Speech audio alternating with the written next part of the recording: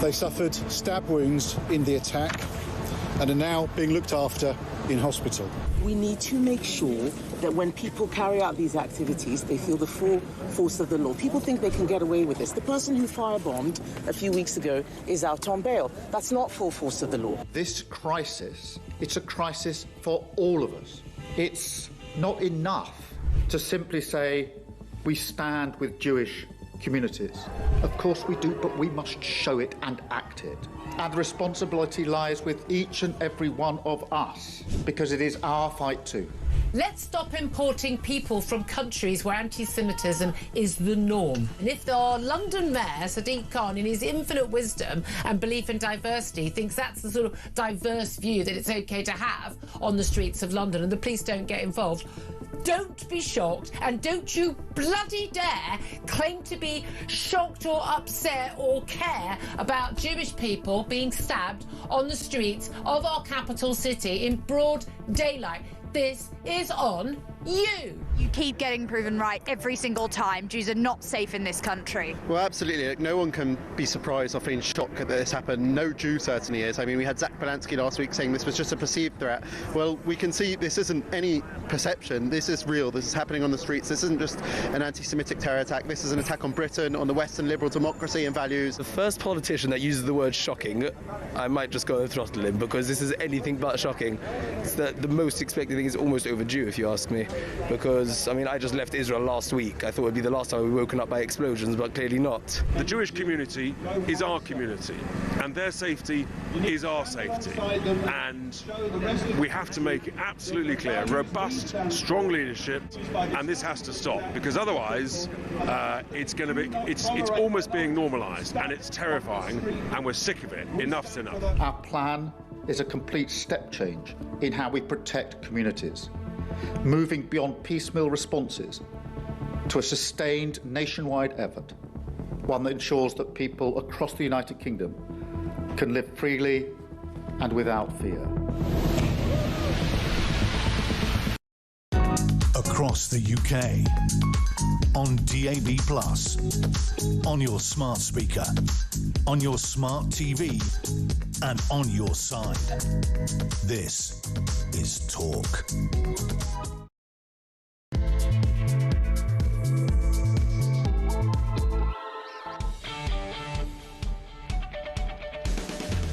Well, a very good morning to you. Welcome to Wednesday's edition of the JK Breakfast Show and Talk. It is, of course, the home of common sense and the home of you, the alarm clock Brit. The sun is rising over London town. Don't know where you are and what you're up to, but as ever, your views on the news of the day, really important. That's what keeps the show going. Just, if you want to be on, the A-team are here, but I have to tell you, there's only 2 more days of the A-team. Christian's off on holiday. 0344 499 1000. That's your number. You can make a call. We'll put you on air. You can leave that all-important voice note. First to it every day wins a prize. We haven't got one, but we'll make one up.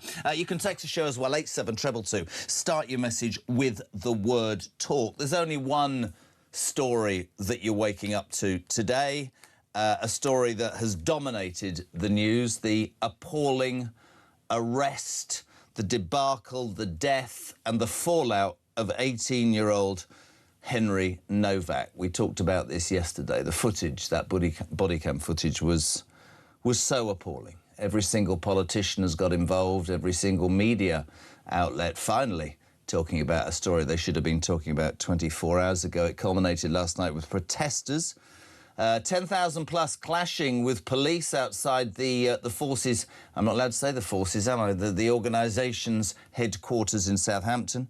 Thousands chanting, "I can't breathe." Thousands of people to the streets supporting Henry Novak. Just have a look. We'll have lots of opinions today. This is a short clip of what happened outside Southampton Central Police Station last night. The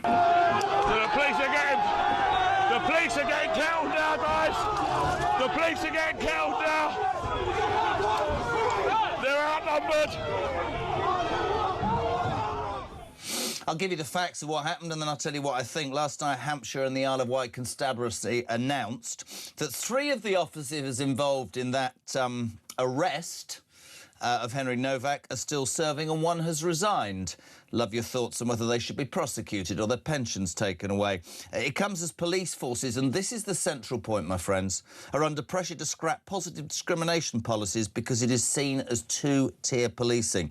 It's sort of enshrined in the police's own so-called anti-racism commitment. It was published in March 25. The document urges police forces to treat different ethnic groups differently.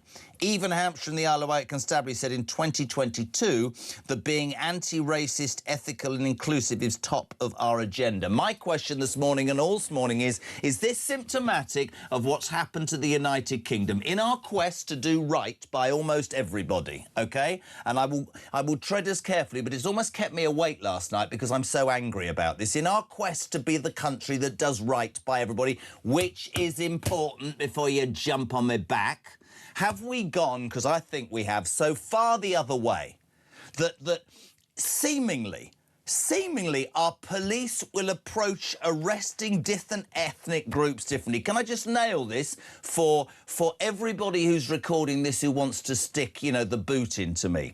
I don't care your colour, your creed, your religion, your sexuality. If you break the law, OK, you should be prosecuted, arrested, fined, whatever. You shouldn't be let off. You shouldn't be treated differently.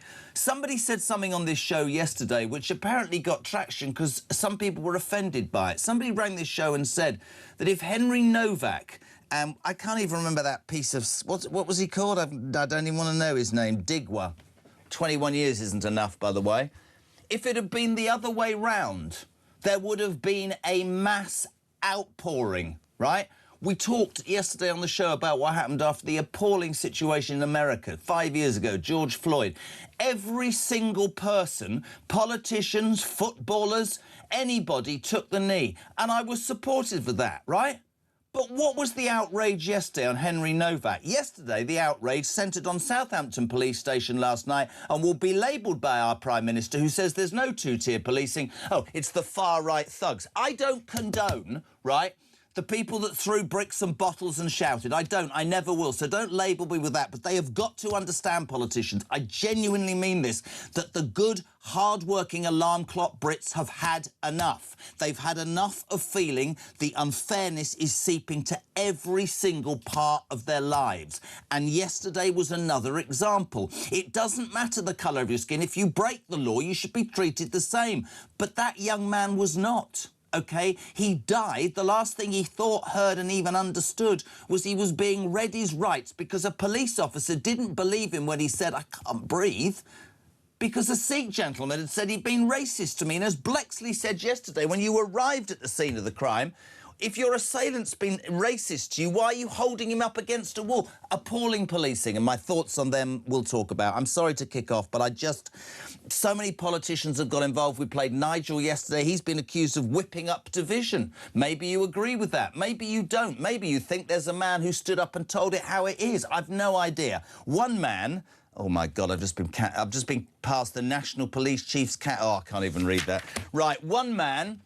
who is central to all of this, but we're going to start on a slightly lighter note. Good morning to the Deputy Chairman of the Conservative Party, Matt Vickers. Good morning. Who, in the seriousness of the position, was yesterday on the front bench of the Tory thing and got told off by his mother for biting his nails and not looking interested. What's the matter with you, man? This was your chance. Sometimes you're thinking about what's going on, the nails get chewed, you don't quite realise... What did your mum say? Well, she just said them nails, bro. I got this stuff to put on them, actually, you know, that tastes bad to stop you biting them.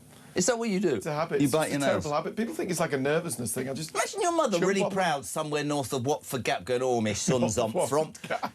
My son's on front bench today. He's done well, our Matt, where he come from in Council House to be on front bench at Tory. Bloody buggers biting his nails again, embarrassing me down shops. Is that how your mum sounds? Exactly like that, Jeremy. Exactly like north of the Watford Gap somewhere. Yeah. Listen, I don't mean to apologise. I'm not going to apologise. I vented then because I'm just... Yesterday, as in its entirety. I'd love your take on it. Well, you see the images of this young man, 18 years old, his entire life ahead of him, never done anything wrong to anybody. He goes through that horrific experience of being stabbed. He then hears those sirens. He thinks the police are there to help him, to save him, to rescue him, and he ends up cuffed. Their overriding priority was to deal with a false accusation, a lie from a murderer, instead of checking. I mean, the fact that you arrive somewhere and someone tells you they've been stabbed and you cuff them, you don't check them, you don't look for the fact somebody so severely injured is not checked, is cuffed, is read the rights and dragged away. When I first heard this story, I assumed it couldn't be true. Yeah. I assumed there must be something else. This couldn't be the case. It's entirely it is entirely the case that police officers turned up there to a man who'd been stabbed, a child actually, a young man who'd been stabbed, and their overriding priority was to deal with the accusations of racism. But then it shouldn't surprise us, because for months in the House of Commons we've been going on about this anti-racism commitment from the police. This isn't something that's just appeared, that's come up in the newspapers now. Well, we've been in that chamber kicking off about that for months. Let's just nail this. There's so many facets to this. We want to hear from you this morning. 0344 499 1000, text to 87222. I'm going to read you initially 2 text messages which sum it up, right? So you've got Starmer saying there isn't two-tier policing. You've got other politicians quite rightly saying, you know, the dignity with which his family dealt with this is completely destroyed when you see people taking to the streets. But you've also got to sort of understand the depth of anger that people are feeling because change is not on the way. Jez says, Cliff in Berkshire, whilst I can totally understand what people took to the streets last night, I fear that by turning violent, they are playing into Starmer's hand for them to impose even more restrictive rules. That's interesting. Dave says, morning, JK. I understand the depth of feelings, but violence does nothing to the memory of Henry. And yes, the police officers involved should face prosecution. Let's start with the police officers. I've spent a lot of time supporting police. It's your remit in the Tory party as well. One's resigned, no doubt with a pension. All 4 need to be prosecuted, don't they? Utterly incompetent. They're going to be held to account. They're going to go through that investigation. Are they? They are going to be held to account. They are going to go through that investigation. The other thing we've got to be very careful about is the way that some people, we saw those people attacking police officers. That's wrong. But then beyond that, as well as that, people's attitude to the police. I watched a guy having a go at a police officer with a camera in his face, telling the camera, basically slagging off the police. Those police officers were very wrong and they should be held to account. There are thousands of police officers on the streets of the United Kingdom who run towards danger when the rest of us run against. And actually, you heard from Shabana Mahmood yesterday, police officers had to go into hiding with their family because they had been misidentified. Yep. The person thought that was the people responsible for this, and they're now in hiding. But I don't want to be seen to be argumentative today, Yeah. but I am with you. I'm almost with Cliff, because what that says is to Starmer, who after Southport labelled everybody far right, he can say, and I get that, and he'll accuse Nigel Farage and Kemi Badenoch of stirring this up and what. No, but the depth of feeling from people who aren't far right, who believe there is two-tier policing, who believe it is unfair and unjust and wrong, is absolutely overwhelming. And if Starmer turns a blind eye to this, as he did with Southport. I remember Southport. They could have, the government, said about Rudabikana. They didn't. They let it go. The people took to the streets, and suddenly a Prime Minister who, at that moment, I thought he's right. The army or the police went, people were arrested on camera and tried on camera and put in prisons that didn't have any spaces on camera. But he labelled everybody far right. I completely agree with you about what happened in Southampton. I agree with the text already. But it does not get away from the fact that we have an issue in this country, and if people can't say this is unfair and unjust without being labelled something, and Henry Novak's death is a prime example. That thug took his turban off, having stabbed 6 times with a ceremonial knife an 18-year-old innocent kid who was sticking up for a girl being abused, and he's dead. And what about his family? What about his family? The mother's awaiting trial for taking the knife back and hiding it. The father and the brother, we had people yesterday saying they should be deported from this country. Well, we might well see that. We might well see that. But the other part of that that's really sick is that guy, whatever he's called, stood there having stabbed Henry. Yes. Then watched him be arrested, knowing full well that kid was dying. It's absolutely disgusting. Can I ask you a question that will be difficult for you as a politician? If Digwa had been stabbed by Henry Novak, every single politician and news outlet in this country, and I won't back down from this, would be this morning taking the knee and there would be outrage. Why was this station perhaps the only one, bar a couple of newspapers led by The Sun? I'm watching this footage yesterday when this kid's died. We're getting prices on the BBC and Sky, and I'm going, no. There's an 80... And when people quote the George Floyd thing, Matt, you've got to understand that. And that's not creating division, that's talking facts. You look at the George Floyd things, I mean, that happened on the other side of the planet, actually. Yeah. It wasn't on the UK streets. They weren't UK police. UK police are not racist. They weren't racist in the way that they were tarred. It's where it comes from above. That's the point. Well, this guidance, this document that has been produced by the National Police Chiefs Council actually says that ethnic groups should be treated differently, that policing shouldn't be colourblind. It actually says that you should artificially engineer arrest rates, i.e., if a person from a certain religion, faith, ethnicity comes forwards, you should treat them different. It actually says it in black and white. It says that some people should be more likely to be arrested. Can we read? Because it's infuriating. This is the National Police Chiefs Council, the NPCC, and this is for those of you waking up. I know it's early in the morning. I'm so angry about this. Our commitment to racial equity means producing equality of policing outcomes for people from different ethnic groups by responding to individuals and communities according to their specific needs, understanding that these will be racialised. It does not mean treating everyone the same or being colourblind. It does not mean treating everyone the same. Now, the Shadow Home Secretary who you sat next to yesterday, Chris Philp, was very outspoken about this. Morning, Chris. But, Mr Speaker, this has not happened by accident. It is enshrined in the police's own policy documents. The police anti-racism commitment, published in March 2025 by the NPCC and the College of Policing, urges police forces to reverse engineer the same arrest rates between ethnic groups, even though the offending rates are different, by treating different ethnic groups differently. Let that sink in for a moment. An official police document actually says people should be treated differently based on the colour of their skin. I've said before at this dispatch box at least twice that document should be withdrawn. The dangerous ideology of so-called anti-racism, allowing people to be treated differently based on race, must end. Nobody can disbelieve that what Chris Philp has said. I mean, that document's a disgrace, and that document, right, files the anger that people feel. I don't understand how anybody can then say, well, I think that's how... I watched Cathy Newman interviewing Zia Yusuf last night. Now, there's some sort of argument between what Reform said and what... But the fact of the matter is, Nigel Farage... Let's play it, right? So Nigel Farage said, enough anti-white prejudice. This is Nigel Farage yesterday. Enough of anti-white prejudice. A promotion of the idea that white lives matter just as much as black lives. An end to DEI and positive discrimination, but a country that treats everybody equally and fairly before the law. This is serious. This is urgent. I fear for where our society will be in a few short years if we don't grip this and do it very, very quickly. I hope this is the last time a British police force operates in this way.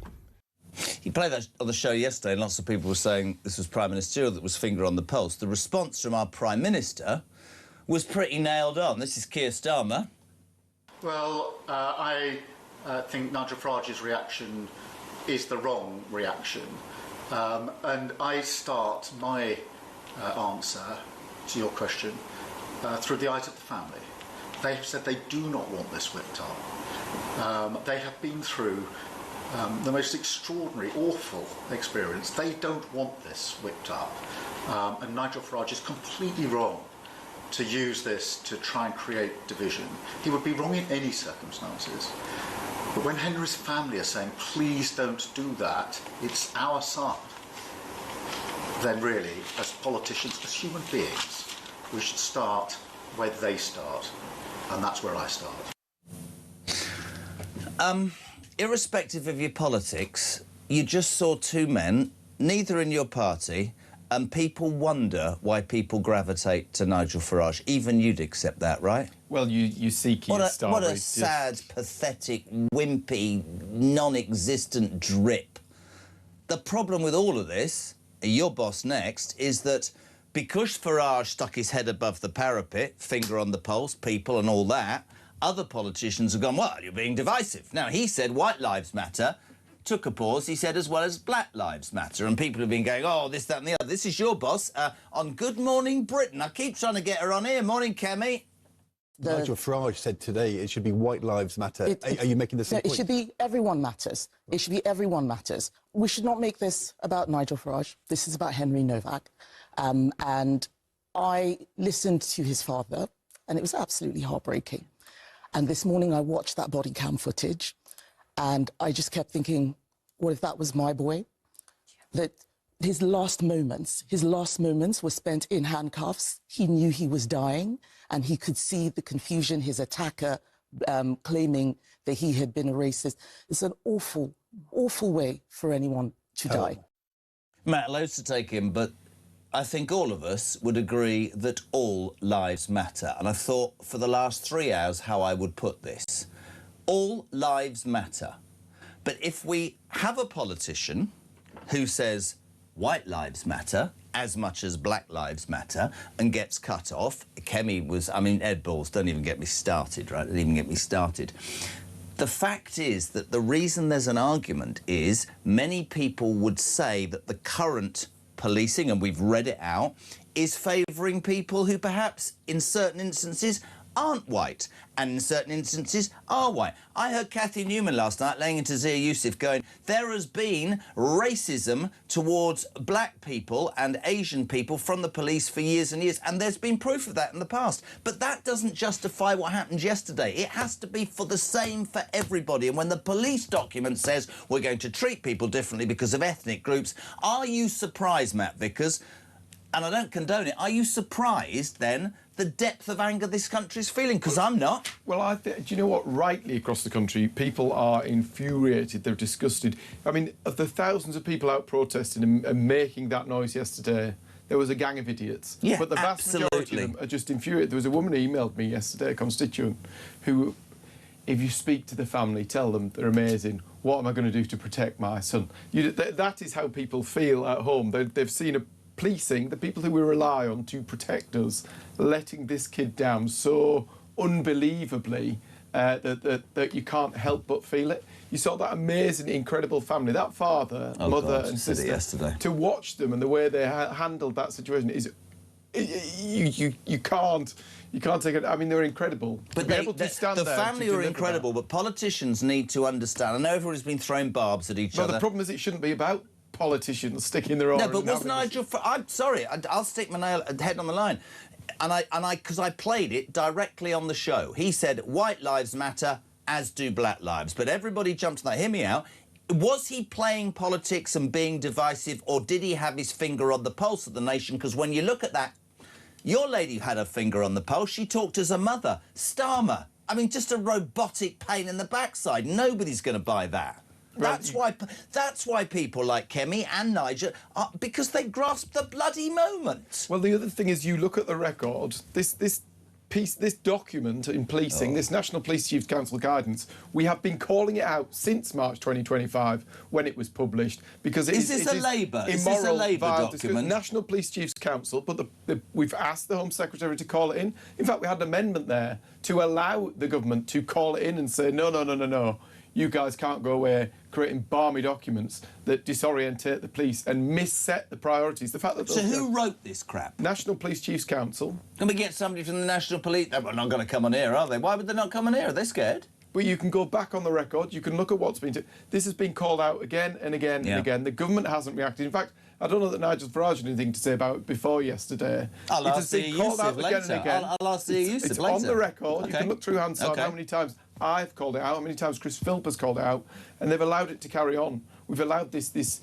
It was a reset that went way too far. People reacted to something that had gone on in America, got obsessed with racism. The police are terrified of being called racist or failing to handle racism. To the detriment of dealing with a murderer. Of dealing with actual policing and dealing with people's lives. You're not going to like this because I respect you and we're mates. Can you ask Vickers when DEI was introduced into the UK and which bloody party were in government? Well, DEI, there's a slight obsession with DEI. But isn't that part of the let's make sure we don't upset anybody band? Did you hear Reform's view on this? So Reform were going to get rid of DEI in all these councils across the country. Yeah, read that, yeah. Millions and millions of pounds. How many DEI officers have they removed since they took control of councils a year and a bit ago? How many have they removed? Why are you having a go at me? I don't know. How many have they removed? How many? Sod all, because it's easy to say things. It's much harder to do them. We should not allow such a thing to happen. We should not allow money to be wasted on box-ticking exercises, and we should be standing up to the police. And you're saying that the Conservative Party have been calling this MPCC out since March. You can find me on Hansard. You can find me. I'll find just clips don't bite your finger. And by the way, why have you got the same tie on today as you had yesterday when you were biting? I thought it's a nice tie. But shouldn't you wear a different one? My mum told me off for the nails. She said it was a nice tie, so I put it back on. Have you been... It's like you haven't been home. Have you been out on the razzle? There you are, from the House of Commons. It's the walk of shame to talk in the morning. Right, we want to hear from you. 0344 499 1000. Text to 87222. What do you make of this whole horrific incident? Katie, good morning. Morning, Jezza. Morning, Kate. We're all just out with the doggies, hoping I've got the first voice note prize of absolutely nothing. My point I wanted to make this morning was, following the unrest last night, following Henry's despicable demise, where was the same action when we had the young people that were marauding the streets of London some months ago, which basically went unchecked? No police around and certainly no statements from the Prime Minister. Yet again, two-tier policing. It's just so blatantly obvious now. I don't see how people can still defend it. I'm fuming. Thanks, Jez. Bye.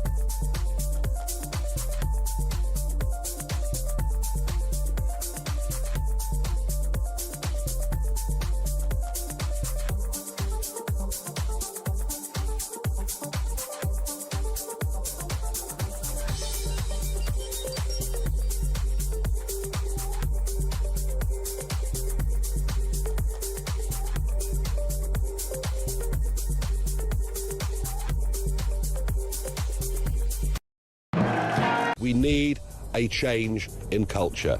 Enough of anti-white prejudice. A promotion of the idea that white lives matter just as much as black lives. An end to DEI and positive discrimination, but a country that treats everybody equally and fairly before the law. This is serious. This is urgent. I fear for where our society will be in a few short years if we don't grip this. Across the UK, on DAB+, on your smart speaker, on your smart TV, and on your side. This is Talk.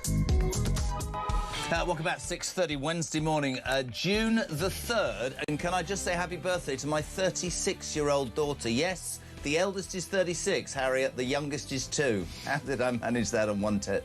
Never mind. 03... Actually, Christian said to me, you met my wife yesterday. Within 5 minutes, you told her you've only got one testicle. I said it was an interesting conversation.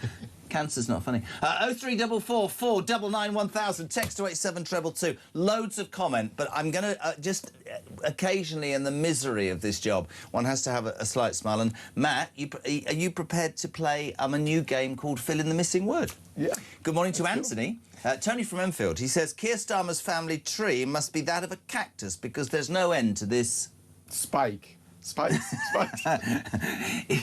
His word started with P and ended in K, but there was no way you were going to say that. Good morning to Dave in Romford. Morning, gang. Us alarm clock workers are fed up of this government. They are pushing us to the far right. We're sick of it, and we're going to stand up and be heard. I watched the footage yesterday, and I was in tears, thinking that could have been my son. Jez, one policeman got into hiding with his family, very similar to the teacher in Batley. What's the difference? Maybe at the time they should have given the teacher more support, says John in Bakewell. Natasha, two-tier policing is not a feeling, it's a fact. The Hampshire Police Plan for Anti-Racism says different ethnicities should be treated differently, completely.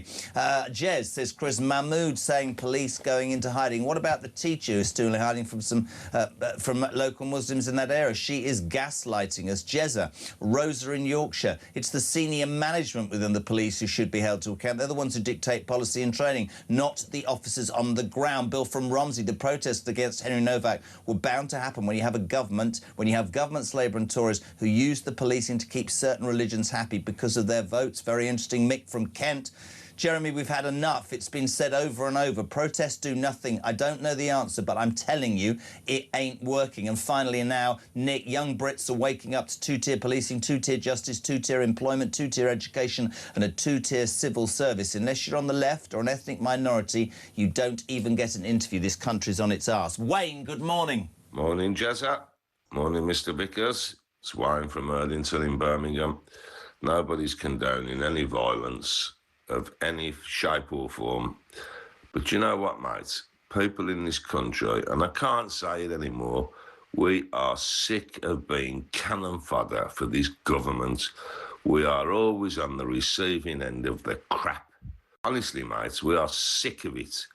And I tell you what, mate, and I don't want this to happen, but if they ain't careful, this will be a massive summer of discontent and people will take to the streets like never before. It will happen. I hope it doesn't, but I tell you what, it will happen. Jezza was sick to the back teeth of it, mate. As an alarm clock Brit and as an English white citizen, I've had enough. Ta-ra, mucker. You see, and if you played that to Starmer, he'd go, oh, he's fueling division by... No, he's not. He gets up and puts his van on the road to feed his kids and look after his wife. He doesn't break the law. He rings his show most days. He's a good man, Wayne. He absolutely speaks for the people I broadcast to. He's speaking on behalf of thousands and thousands of people. Hundreds of thousands, millions of people. Who want to be heard, who actually are incensed by what's going on. They're working hard, they're paying their taxes, and they're paying it to a government that just doesn't seem to be on their side. But this story as well, I mean, this divide... It's easy for politicians to go, well, I want to go back to the George Floyd thing, which was appalling. But everybody jumped up and down, everybody reported on it, everybody took the knee, and division was talked about there. It wasn't... I was sat here yesterday, and I'll keep saying it until I'm blue in the face. None of the main media outlets were talking about Henry Novak. Well, you heard the BBC completely pushed it down the pile, wasn't seen. It's just wrong. It's a huge issue for this country. Why would the BBC push it down the pile? Let's be frank, because they don't want to acknowledge. I can sit here and acknowledge as a white person that white people commit crimes and should be arrested and tried and thrown in jail. But I can also accept that there are people from other ethnicities, nearly got that right, who make mistakes and should be tried. But apparently we can't talk about that because... Is it... All right, I'm being really cynical, is it, vote? Is this Labour Party... Does this Labour Party open our borders? Does it have 9 million people on benefits because those people will then vote for that party? Is it that cynical, your job? Well, I don't know if it... Does it link directly to... It links directly to idiocy, actually. The fact but Labour lost several seats in the last election to independent Muslim candidates who stood on the Gaza thing. And that's their right, and that's fine, and people voted for them. Is this Starmer's lot pandering because he's terrified of losing? Well, you've got to look at so if you actually look at it, there's the context of this, where a young lad has been killed because the police failed to act because they were so distracted by this accusation of racism. And then on Monday in the House of Commons, we were actually having a debate. Was it Monday, Tuesday? We were having a debate about the grooming gang scandal, now identifying the ethnicity of people who were involved in child sexual exploitation. That's another example of the police, of authorities being terrified of being labelled as racists. The end result is that these horrific things were allowed to go on for years. Well, people turned a blind eye. It's the same problem. It's a fear of being labelled as racist. I saw Edward Lee, the oldest one in the House of Commons, stand up yesterday and say, you know, nobody wants violence, but when you consider that the police did nothing about the grooming gangs, and I interviewed, not on this show, on Drive, a senior officer years ago said to me, yeah, but it took a while because we didn't want to upset certain ethnic minorities. Well, and I got very angry and went, I don't care about the colour of his skin. If you rape a young girl, you need to be brought to justice. It's not about ethnicity. And Lee said yesterday, on the one hand, you've got the police did absolutely nothing for the grooming gangs. And yesterday, they're arresting, or back in December, a kid who's been stabbed because a person shouted racism. It's you know, and we can sit here, and I'm with you. I have great respect for many thousands of policemen and women on the streets, but it's up above. Something has to give. It's not except this is, God, I want to swear, Christian. It just, isn't it? I mean, how can a police organisation? It does not mean treating everyone the same, but you should be treated the same. Jane, good morning. I can only just say one thing because I'm so angry. Number 10 and everybody in it, not just the PM, but all of those in the Westminster bubble have no idea what is going out on the streets of the UK right now. It's not just me. We are all angry, and he has no idea what's coming. You see, I don't condone, don't want anything like that to happen. But I will go with Wayne, who will say, if people keep... And I've said it in terms of their votes. I'm not even talking about on the street. I've said if you keep taxing people and favouring people who don't pay tax, it's just about benefits. If you're basically saying we're going to wipe the arse of people who can't be bothered to work, in the end, the people who work are going to go, we're not doing this anymore. But they were caught saying it, weren't they? The bit that they're not meant to say. You saw those texts between McFadden and Mandelson, where he actually said, this Labour government, these MPs are sat asking me how we can tax people more in order to pay more out in benefits. He said the bit they're not meant to say, but we all know that's what this government is about. Absolutely. Although, actually, it was interesting. Your colleague Ian Duncan-Smith and several commentators saluted Pat McFadden yesterday and said at least he was brave enough to release his text messages, while the rest of them seemed to have them redacted. Well, Mandelson's getting, isn't he, a 75 grand golden handshake, yet he isn't handing over his WhatsApps. I wouldn't that shake should be his dragged hand. away from... I wouldn't shake his hand. I wouldn't know where it had been. Dave's in Carl, and he's just only interested, obviously, as usual, in breakfast clubs. Morning, JK. Any violence plays into Starmer's hands. That man will watch this country burn to the rule over the ashes. I agree. Johanna, Jez, Wayne is right. This country has had enough of the... and listening to texts between the government ministers, them finding more ways to tax us for privilege. She's absolutely right, that's the point. Sean in Gloucester, I'm bloody furious this morning, JK. The uni parties have dragged us down to such a level that something like the murder of that poor lad Henry happens. Both the Tories, but especially Labour, need to hang their heads in shame. But they have both had the temerity to criticise Nigel, who only says what we're saying. Talk, good morning, says Paul. So Starmer takes the knee for a convicted criminal, then slanders Nigel Farage for telling it as it is and calls him divisive. Also, Kemi needs to give her head a wobble. Can I just ask about Starmer? It's really interesting to me. When all those texts came out, we were doing this yesterday when obviously the Henry Novak story came out as well. Nobody really gave a damn. He's done, isn't he? He's absolutely done. I mean, nobody's going, well, this is the end of Starmer. They're all going, well, you're irrelevant. It's about, we're going to start attacking the man who thinks he can be next. Is he done? Because we sat here a few weeks ago and we thought that was it. We thought he was over. But actually, he's still there. He's still holding on. We've now got this by-election, the outcome that could decide who does or doesn't get in. It's not definite. You're going to lose your deposit. Well, it's not certain you're that going he's to going lose your anywhere. deposit, aren't you, the Tories? You should be looking at Aberdeen. We're going to see what goes on up there. I'm going to put you, because I love you, and you know that, I'm going to put you in a... Can I put you in a difficult position or not? It wouldn't be unlike you, Jeremy. Hi, JK. Say this to Matt, says Teresa. Where's the minute's silence in both houses for Henry, which was afforded to George Floyd 6 years ago? I'm angry but not surprised.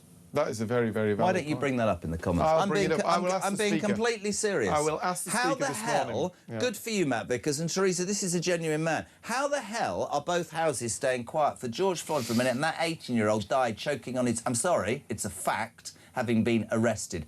Both houses... But they won't, because Starmer will say, oh, it's being used divisively. I want somebody to stand up and say, well, you used George Floyd, didn't you? So why aren't you using... That's a great question, that is Teresa. a very, Will very you do good that? question. I will ask the Speaker of the House of Commons personally. Good man. Fantastic. Teresa, that's great. Have you got a voice note? You're looking at me like I've landed from Mars.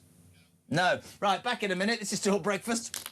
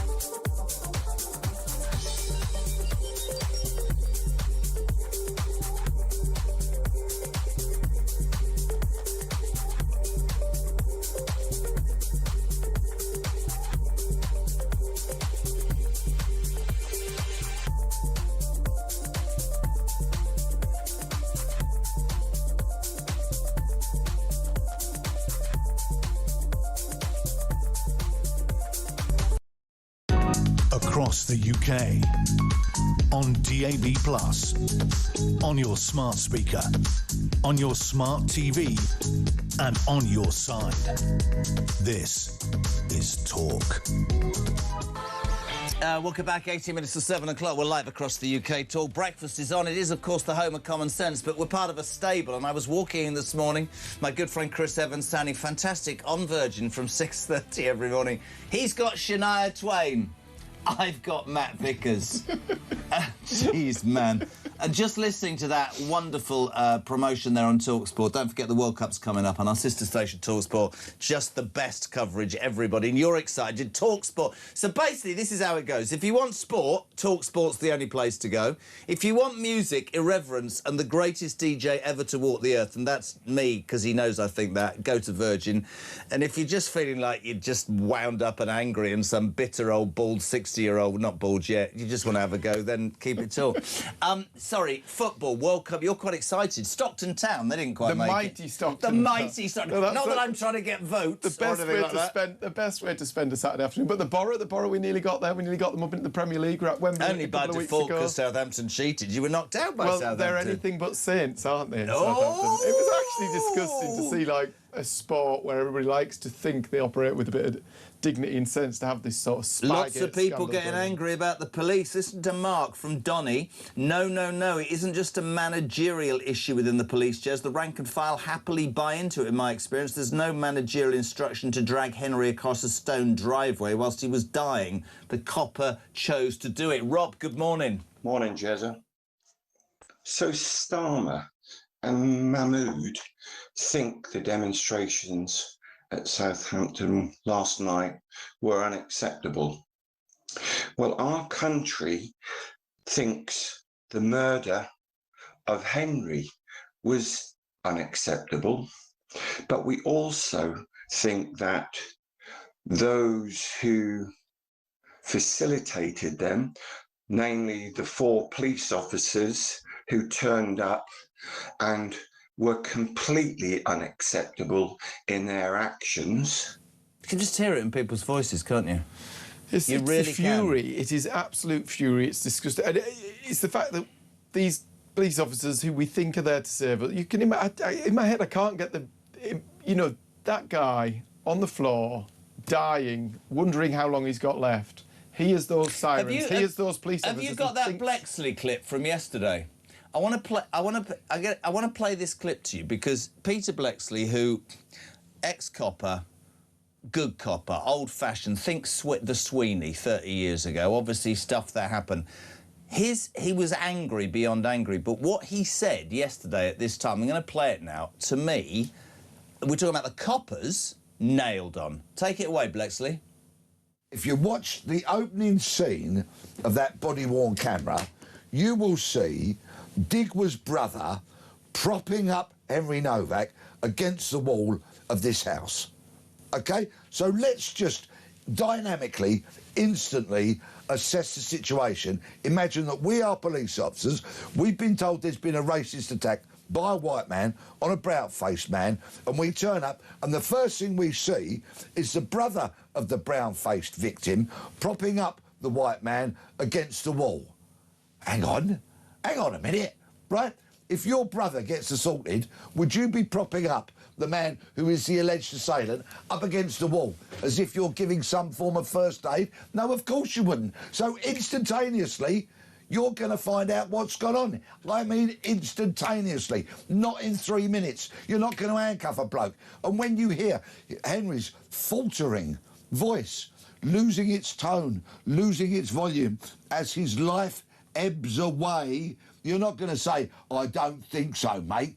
You're going to make a dynamic risk assessment of the situation as you arrive there and immediately go, none of this makes sense. Let's find out what's really happened. And when somebody tells you they've been stabbed, your first job as a police officer is the preservation of life. You better carry out your duties. I'm telling you, unashamedly, that police officer who said, I don't think so, mate, has no place in policing. Quite right. Get rid of him. You can understand the anger, can't you? He did it correctly for 30 years. He was appalled. I mean, how do they not check? How, if somebody tells you they have been stabbed, if you can hear what we could all hear in Henry Novak's voice... Because they were hamstrung by the fact that they'd be labelled racist. You would not put somebody in cuffs and tell them without checking. If somebody tells you they have been stabbed, if they sound like he sounded, if they look like he looked, you would check that person before you cuff them. It's just unbelievable, isn't it? It's unbelievable. Completely. Karen, good morning. Morning, Jez. Morning, Matt. Come from Newcastle. You just couldn't make this up, could you? Years ago, when I was younger, you used to be frightened of the police. Now, we've just got no respect for the police now. This has to stop. So many people, Chris in the southwest, Jez and Matt, the UK is like a pressure cooker right now. Does the government not realise all their cutbacks to police and armed forces? If the British did kick off properly, there's not enough officers of the law or army that we have to do anything about it. It worries me. Keith's in Nottingham. The events of recent days has highlighted, gang, the division created by the left and the woke agenda. The country's at a tipping point, and politicians, police and other public services are responsible for where the country is going. Heaven help our young people because they are sleepwalking into a dark place. I don't think I've ever heard people speak like this. And I'm actually, you know, we can sit here and we can talk, we can slag off Theresa May and police, and we can say Boris brought them back, and we can go on and on. But the fact of the matter is, and I think this is really what I wanted to say on the show today, whether you agree with Nigel Farage, Kemi Badenoch, which I do, which is that actually all lives matter. There's been this argument about he said white lives matter first before black lives. I think, in fairness, he didn't mean it the way it came out. But you've got a Prime Minister who goes, this is divisive. It feels like this country is just not prepared to accept unfairness anymore. And I use that word always on this show, unfairness. And I get it. I don't condone Southampton last night, the riots in any which way. I keep saying that all day. But politicians, Matt, you need to understand people are off. They're really, really hacked off. Well, it's exactly that, isn't it? It's unfairness. It's the injustice of the situation. Actually, Kemi's entirely right in that you don't put people in buckets. You don't divide people. Everybody should be treated exactly the same. Absolutely. This guidance that talks about the fact arrest rate should be changed, i.e. you should try to have a similar read arrest this rate again? Can we amongst those different groups. That means that somebody of colour will be less likely to be arrested for committing an offence. That's just completely unjust, completely unlawful. It's reverse racism. The law must be blind to colour. It needs to be entirely colour-blind. If you are responsible for a crime, you should face the same consequences. Absolutely. You should be given the same response and the same level of trust. That's what's gone wrong here. That's what we've indoctrinated our police with. I disagree slightly with someone who said it's frontline police officers. Frontline police officers that have this stuff stuffed down their necks are going to come out with this sort of stuff. There are people who put their lives on the line to keep our streets safe, and we should never forget that across the country thousands of people. But we should also accept, as in with any profession, that people mess up and should be brought to task for that. And those 4 years they should. Can I just, if you are tuning in, should be held to this Henry Novak story is going on and on, but the front of the Telegraph is really what I mean. Police face calls to drop race-biased policies. Right, front of the Telegraph, and we've unearthed this document. The National Police Chiefs Council, which I have to say, and with great respect. If you check back, the Tories have been arguing about this for 3 months.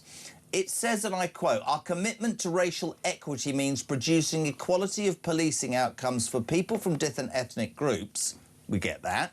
"By responding to individuals and communities according to their specific needs, understanding that these will be racialised. It does not mean treating everyone the same or being colourblind." Actively there in the NPCC guidelines, it says we shouldn't treat everybody the same. So for anybody who wants to phone me up and go, I think you're being disrespectful because I think you're creating division because you're talking about the difference between white people and people of colour. Well, it's there in the NPCC document that apparently certain groups will be treated differently. And all we are saying, as we said about the grooming gangs, is nobody that does that to a kid should be on the streets. Nobody should be treated differently when they're arrested or when they're accused or when they're charged or whatever, simply because of the colour of their skin, whether they're white or brown or black. Disgusting. No wonder we're on our arse. Sorry, it is utterly. And actually, there was an amendment laid. There was a chance for the government to pull that, to prevent the National Police Chiefs Council putting this. You need to ask them why they voted. You know exactly why they didn't, because they're terrified of losing a vote. You know that, and it's just. How can that be allowed to be the case? It's unbelievable. Ben from London says, "I really respect Max saying that he'll take that great idea from that lady about holding a minute's silence on both houses. However, it will never happen. The government won't allow it. It'll put the blame on the police." It's interesting, isn't it? You can see, honest to God. Tom's in Bolton. "I am a further education lecturer in the North West. There is almost a fear of being British in our organisation. We hold a culture day every month, but we did nothing for St George's Day, not a mention for VE Day, except a colleague being told they can't put up a Union Jack flag as it could be seen to upset people." Can you believe this, Jez? Imagine being British and feeling uncomfortable in your own country. "I put my England flag in the office yesterday for the World Cup, and some staff said I'm going to be asked to take it down. What has happened to the UK? Hi, Jez. Mike in Shropshire. "Starmer took the knee, George Floyd, and now gives the finger for Henry Novak. That's how I see it. And my mates," Betty says, "there wasn't an issue in Southampton a few years ago when the lunatic lady cop arrested the child with autism because she called the cop." Oh, yes, do you remember that story? That was outrageous. To be fair to Matt, we are going to be fair, and this is important, right? Because this man cops a lot on this show, but he comes here and sticks his head by the parapet. Here's a clip of you in 2025, not biting your fingernails as you did yesterday, you idiot, on the front bench, raising the point about police guidance. Have a watch, have a listen. We've recently seen the perverse anti-racism commitment issued by the National Police Chiefs Council. It calls for arrest rates to be artificially engineered to be the same across racial groups.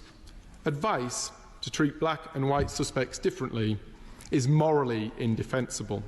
It's by definition two-tier policing. It undermines trust and confidence in our police. Well, I will put this to Zia Youssef later, because you said I've been raising that, we've been raising that since March, not a word from Reform. I'm told we have to brace ourselves for the next voice note. Karen, good morning. Hi, Jeremy. I'm so angry. Mahmood and Starmer saying that those marches in Southampton were unacceptable. What's unacceptable is murder. And what's unacceptable is when a racism claim trumps murder or any other charge, like, you know, attacking children and women in the streets. That's disgusting. That woman, how dare she, Shamama Mahmood? You facilitate those Palestinian marches every single week for the past 2 to 3 years. We find that unacceptable. The anti-Semitism placards that you allow on our streets. How dare she, Jeremy? How dare she? That woman, how dare she, who swore on the Quran. She should have sworn on the Bible. This is England. We've had enough. You tell that man sitting next to you, you better pull your finger out, boy.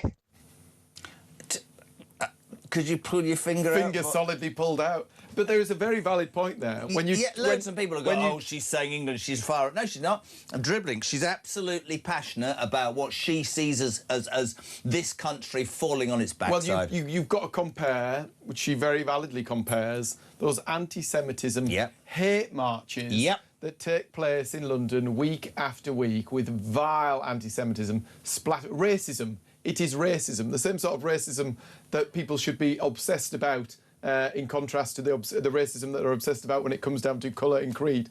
Anti-Semitism, we have a national emergency on anti-Semitism. Completely and the government is sleeping at the wheel. They won't. I've never understood why anti-Semitism is viewed so differently to any. I find any racism abhorrent, and I've said that many, many times. Is it because of the colour of the skin? Is it because of the history of Israel or the Jewish community? I have no idea. It's disgusting. We have people terrified to send their kids to school. To go on the bus in their blazers. To go to... When people are living their lives and having to make those decisions about whether they should have a future in this country. Quickly, Jason Rofford, I'm sorry, but Matt is wrong. It is frontline officers who are to blame. They have a choice. They can make a stand and simply refuse to follow this nonsense. They can choose a different career. They choose not to because they believe this nonsense as much as their superiors. I'm not sure I agree. How many of us disagree with our bosses but go along with it because we want to be paid? Not me. Those police officers who sign up, who put their lives on the line, that's somebody's child who's decided they want to do better for this country. They want to keep our streets safe. They take on that task in some of the most crappy conditions and do a great job. And they should not be tarred with the brush because some idiot sticks this stuff down their neck. You promised, Teresa, you will ask the Speaker about I will ask the Speaker in both houses. You told your mother you won't bite your nails again. If you want to be on that front bench, you've got to look more with it. The tie's all right, but I want you to sit there... and he said erect, upright and looking like you mean business. But thank you, mate. You're a legend and we love having you on. Matt Vickers, Deputy Chairman of the Conservative Party, sharing the huge frustration over this Henry Novak fallout. More of that after the news. We've got Nigel Evans, we've got police officers, we've got a Labour MP. I can't wait. News, though, at 7 next on the Home of Common Sense Talk.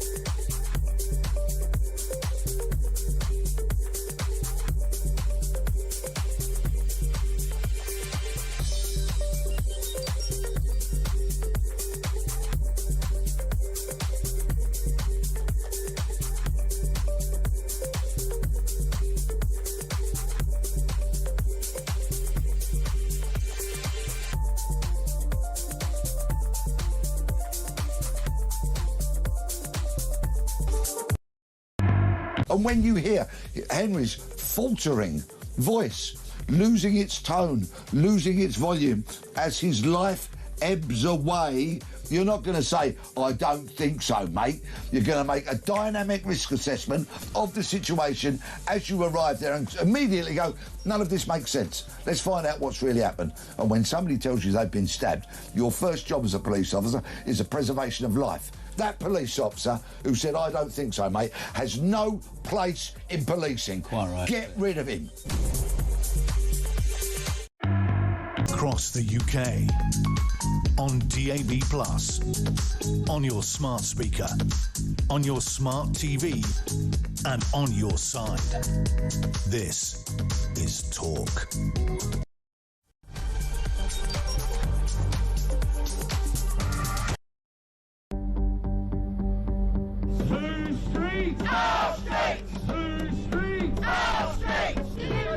Making this mistake in Britain. Across the UK, on DAB+, on your smart speaker, on your smart TV, and on your side. This is Talk.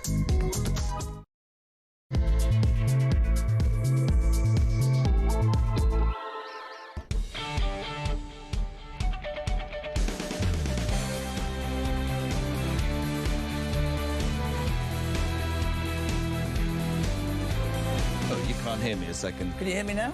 Lovely you can. Welcome back. Technical issues all over the shop. Welcome back. Just gone 7 o'clock. This is Talk Breakfast. Of course, the home of common sense. It's where you come with your views of the day's news. And I have to say, wherever you're waking up in the United Kingdom, there is only one story in town. The appalling murder of Henry Novak last December, stabbed to death by a Sikh gentleman, I'm going to say gentleman, Vikram Digwa, who yesterday was jailed, or Monday rather, for 21 years. Some believe that not to be enough. His family implicated as well.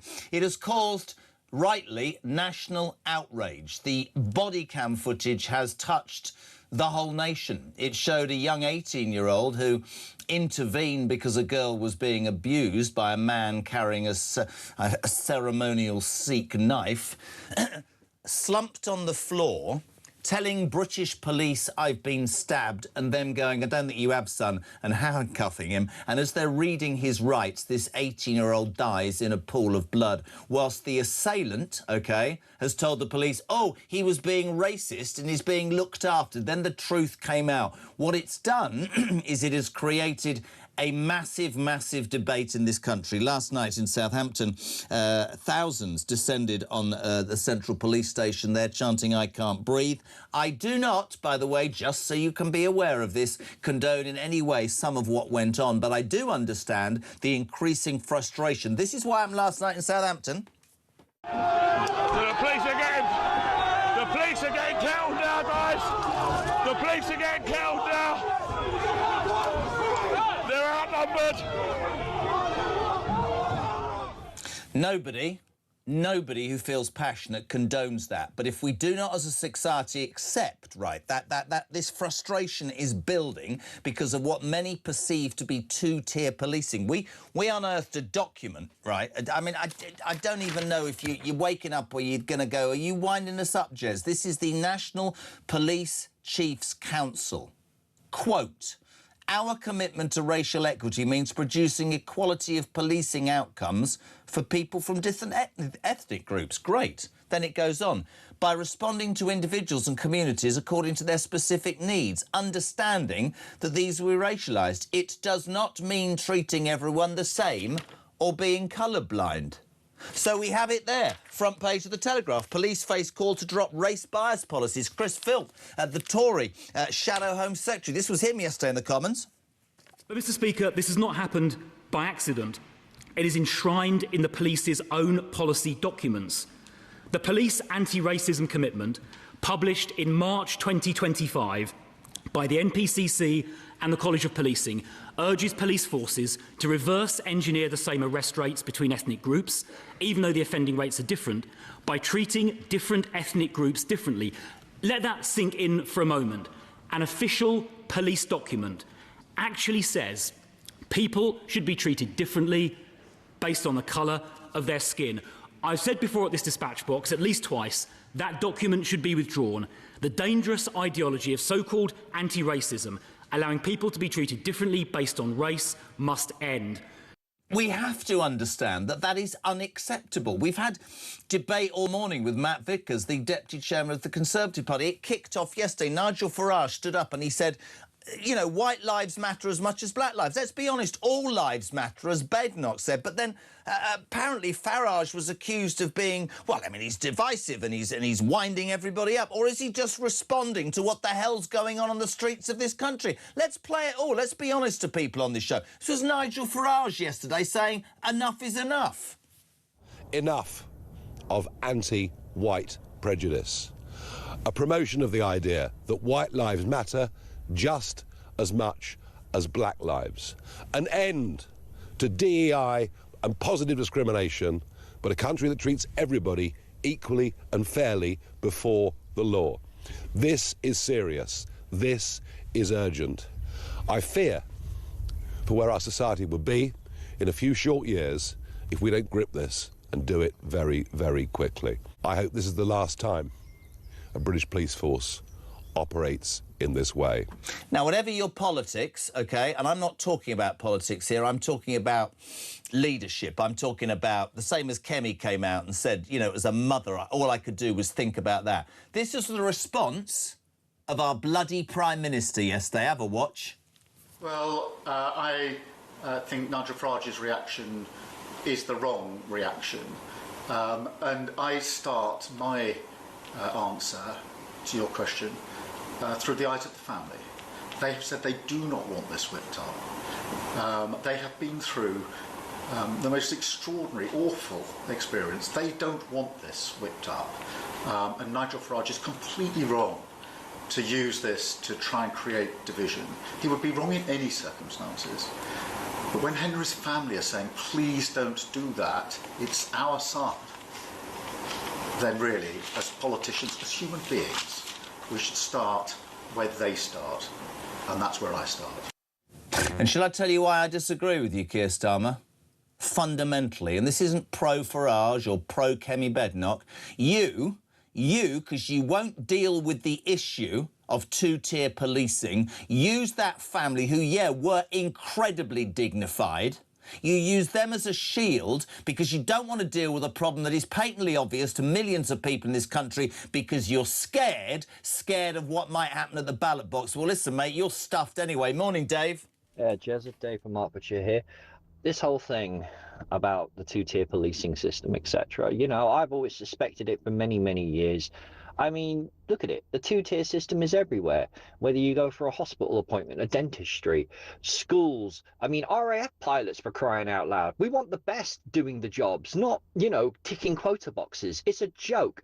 I mean, America's got this thing where they say the law is blind. Well, in the UK, in our paperwork, it obviously isn't. And you wonder why people go on the streets, because at the end of the day, they're not going to listen. My anger is palpable this morning, 7:10. Delighted to be calmed down by a man who's seen it and done it and knows so much about everything political. Former Deputy Speaker of the House of Commons, Nigel Evans. Good morning. How are you, my friend? I'm very good, thanks, Jeremy. How are you? Just angry, and I don't even want to make it about different parties because they've all jumped in. And I'll be really honest. We were dealing with this yesterday, Nige. And no other main news outlet was talking about Henry Novak. They were talking about oil prices, they were talking about Ukraine, they were talking about Rachel Reeves. The mainstream media, the BBC, pushed it right down. I think this is an incredibly appalling example of what's going on in Starmer's Britain. I don't shield the Tories. They decimated the police forces in many instances. I know you agree with that. But how the hell... And there's no way I'm condoning what happened in Southampton, Nigel, anyway, but how the hell do you not expect people to get wound up, hacked off, frustrated, when the National Police Chiefs Council says it does not mean treating everybody the same as now on? Because unless I live in another planet, where I come from, if you attack a woman or abuse a child or stab somebody or murder somebody or steal something, it doesn't matter about the colour of your skin. You should be brought to bloody justice. That's it.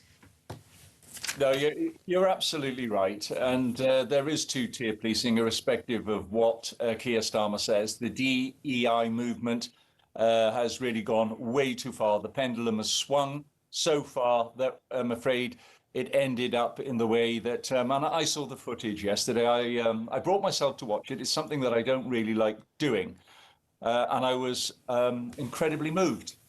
Anybody who sees the footage of how Henry Novak was arrested, how he was handcuffed when he was dying, when he said to the police that he'd been stabbed, and the officer said, "No, you haven't, mate." It was rather casual, and then instead of being read his last rites, he was read his rights. I mean, it is absolutely appalling what has happened. And, you know, Starmer was quick to take the knee. Absolutely he was, when George Floyd was appallingly murdered in America.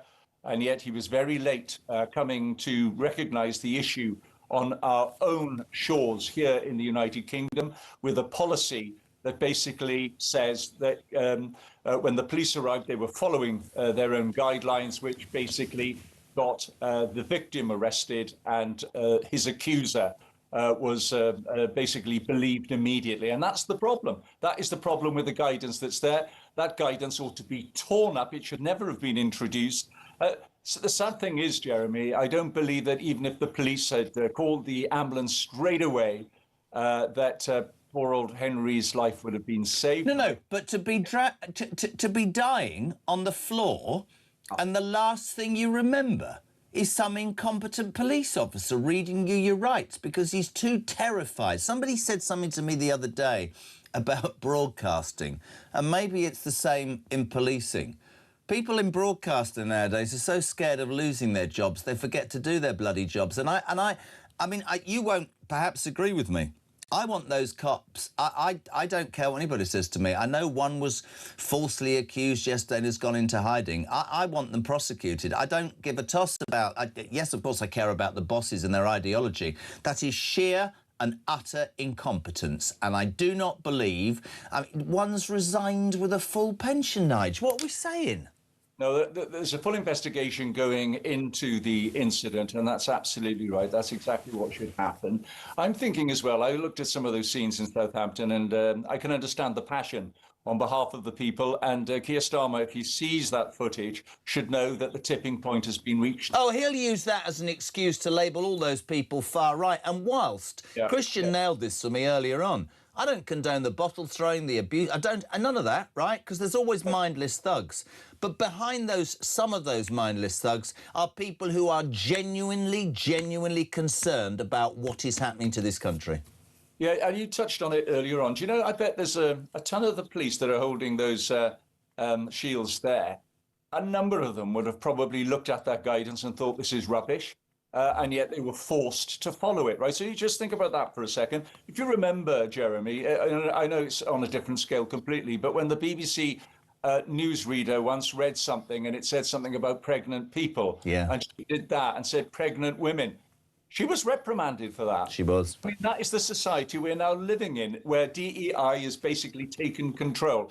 And so I think the Home Secretary needs to make another statement to Parliament to say that this guidance has been ripped up, that the law will be blind as far as colour is concerned. Everybody ought to be treated equally. Yeah. When the police, I think you mentioned something earlier on about, you know, how police, when they come to a scene of a crime, they have to make judgments immediately. Of course. But they shouldn't believe one side over another automatically, simply on the basis of the colour of the skin. I thought Edward Lee yesterday in the Commons, the old MP, older than you, if that's possible, he literally stood up and he said something that I thought was brilliant. He said, nobody likes the violence, but you've got to understand, Home Secretary, police either do nothing, as they did about the appalling grooming gang scandal for years, and I've done an interview where they said, oh, yeah, we had to go carefully because we don't want to upset certain people, or they do what they did in December to Henry Novak and believe somebody who simply takes off... I mean, this guy took his turban off and scratched his face and said, oh, look what's happened to me.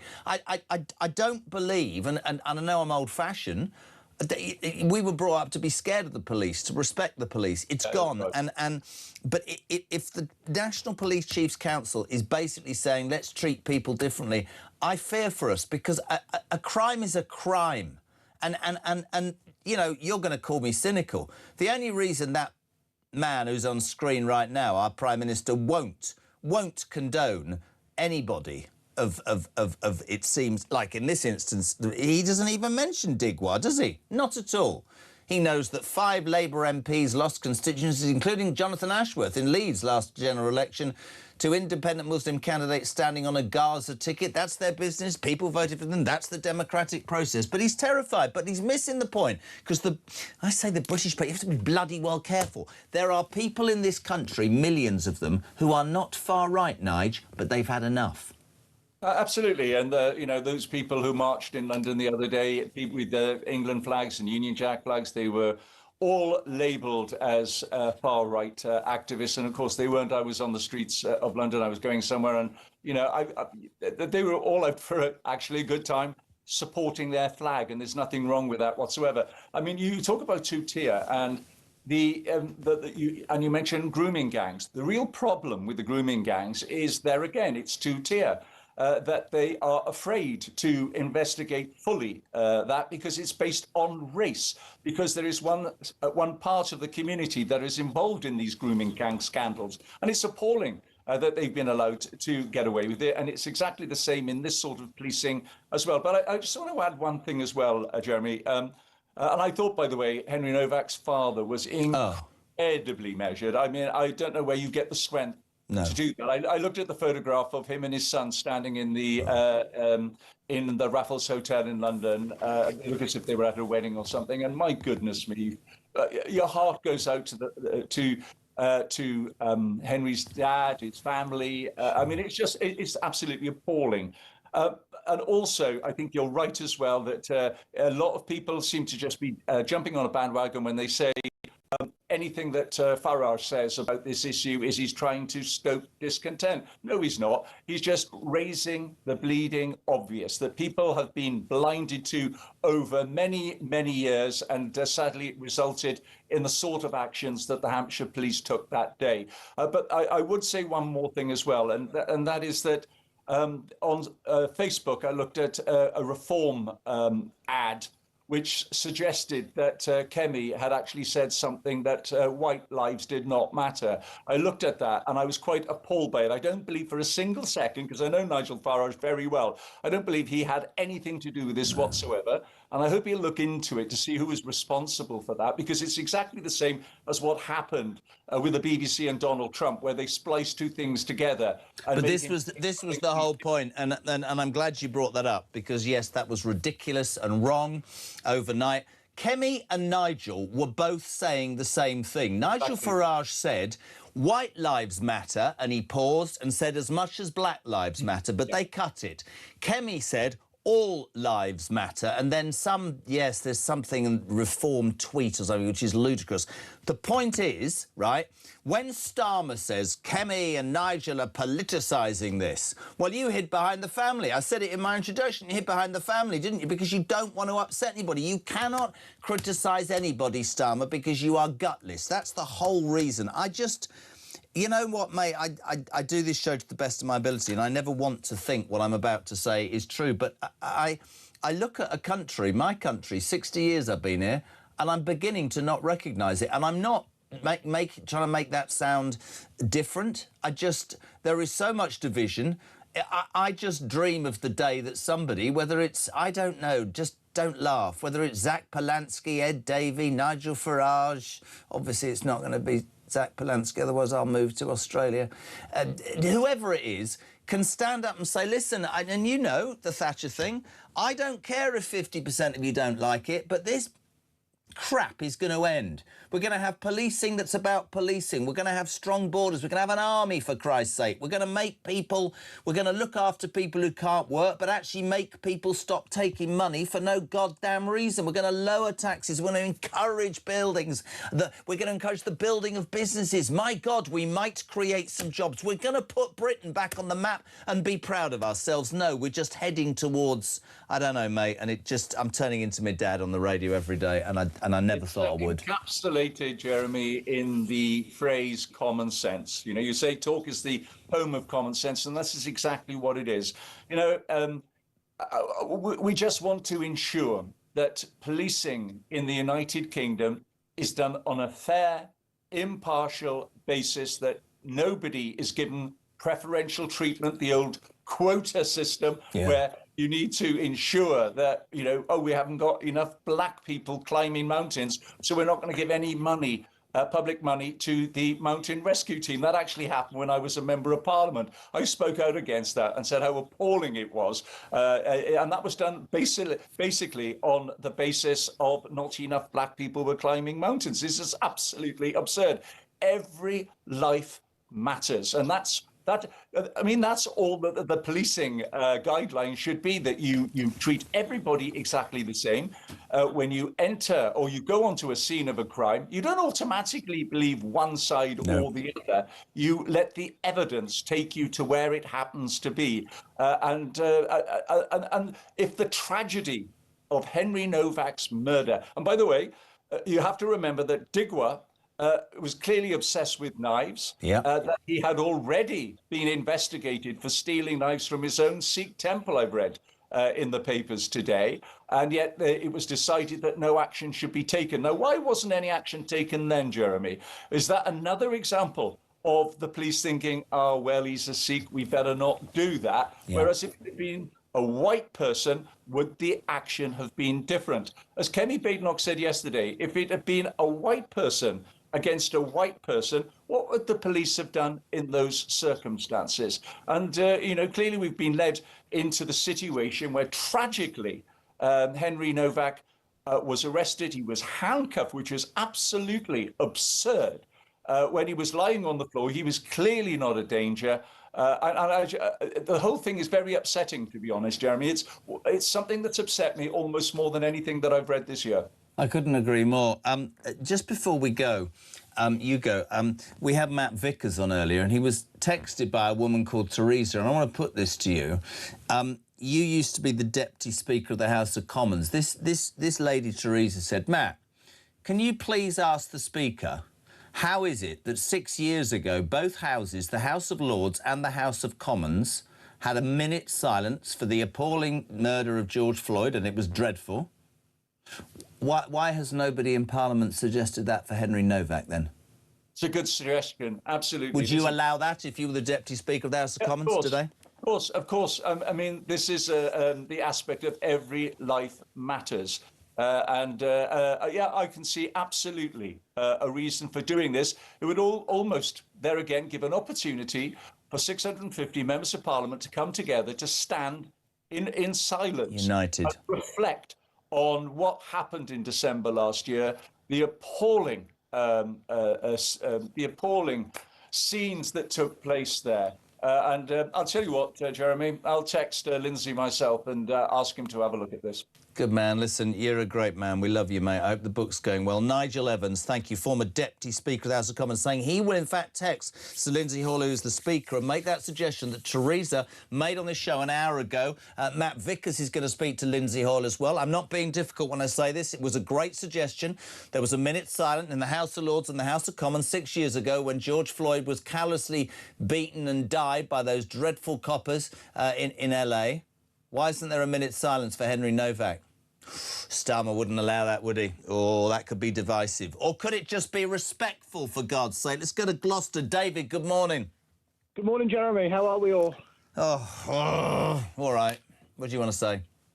Well, I'm afraid I have to say it, but I think when the police and the politicians treat people differently based on their ethnicity, skin colour, civilization is lost.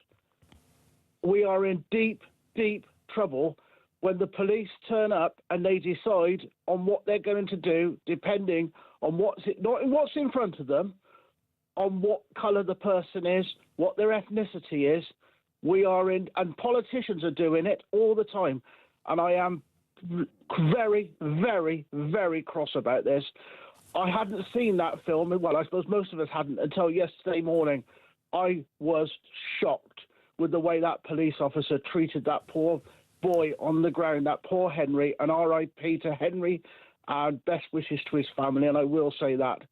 How they can go through this. I've got a 13-year-old daughter about to become 14, and I am absolutely appalled that, she is being brought up in this world.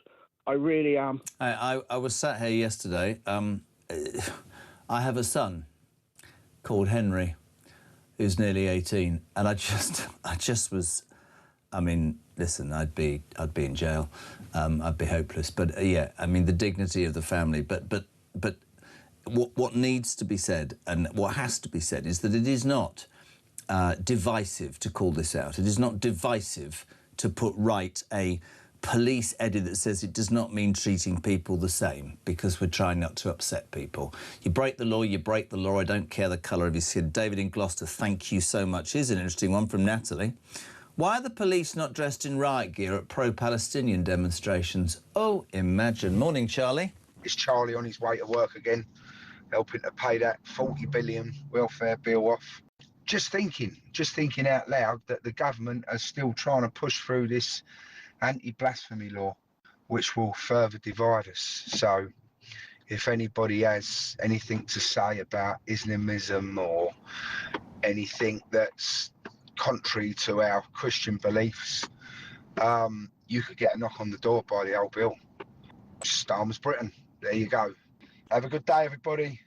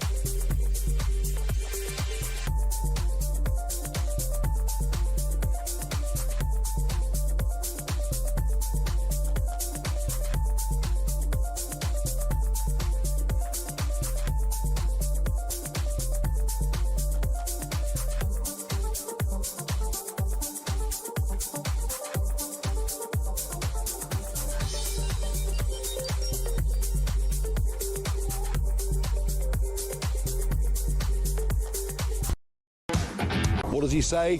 I can't breathe. Familiar words? Remember career criminal George Floyd, who died in appalling circumstances. Remember the reaction to that? Within a few days, Keir Starmer was taking the knee.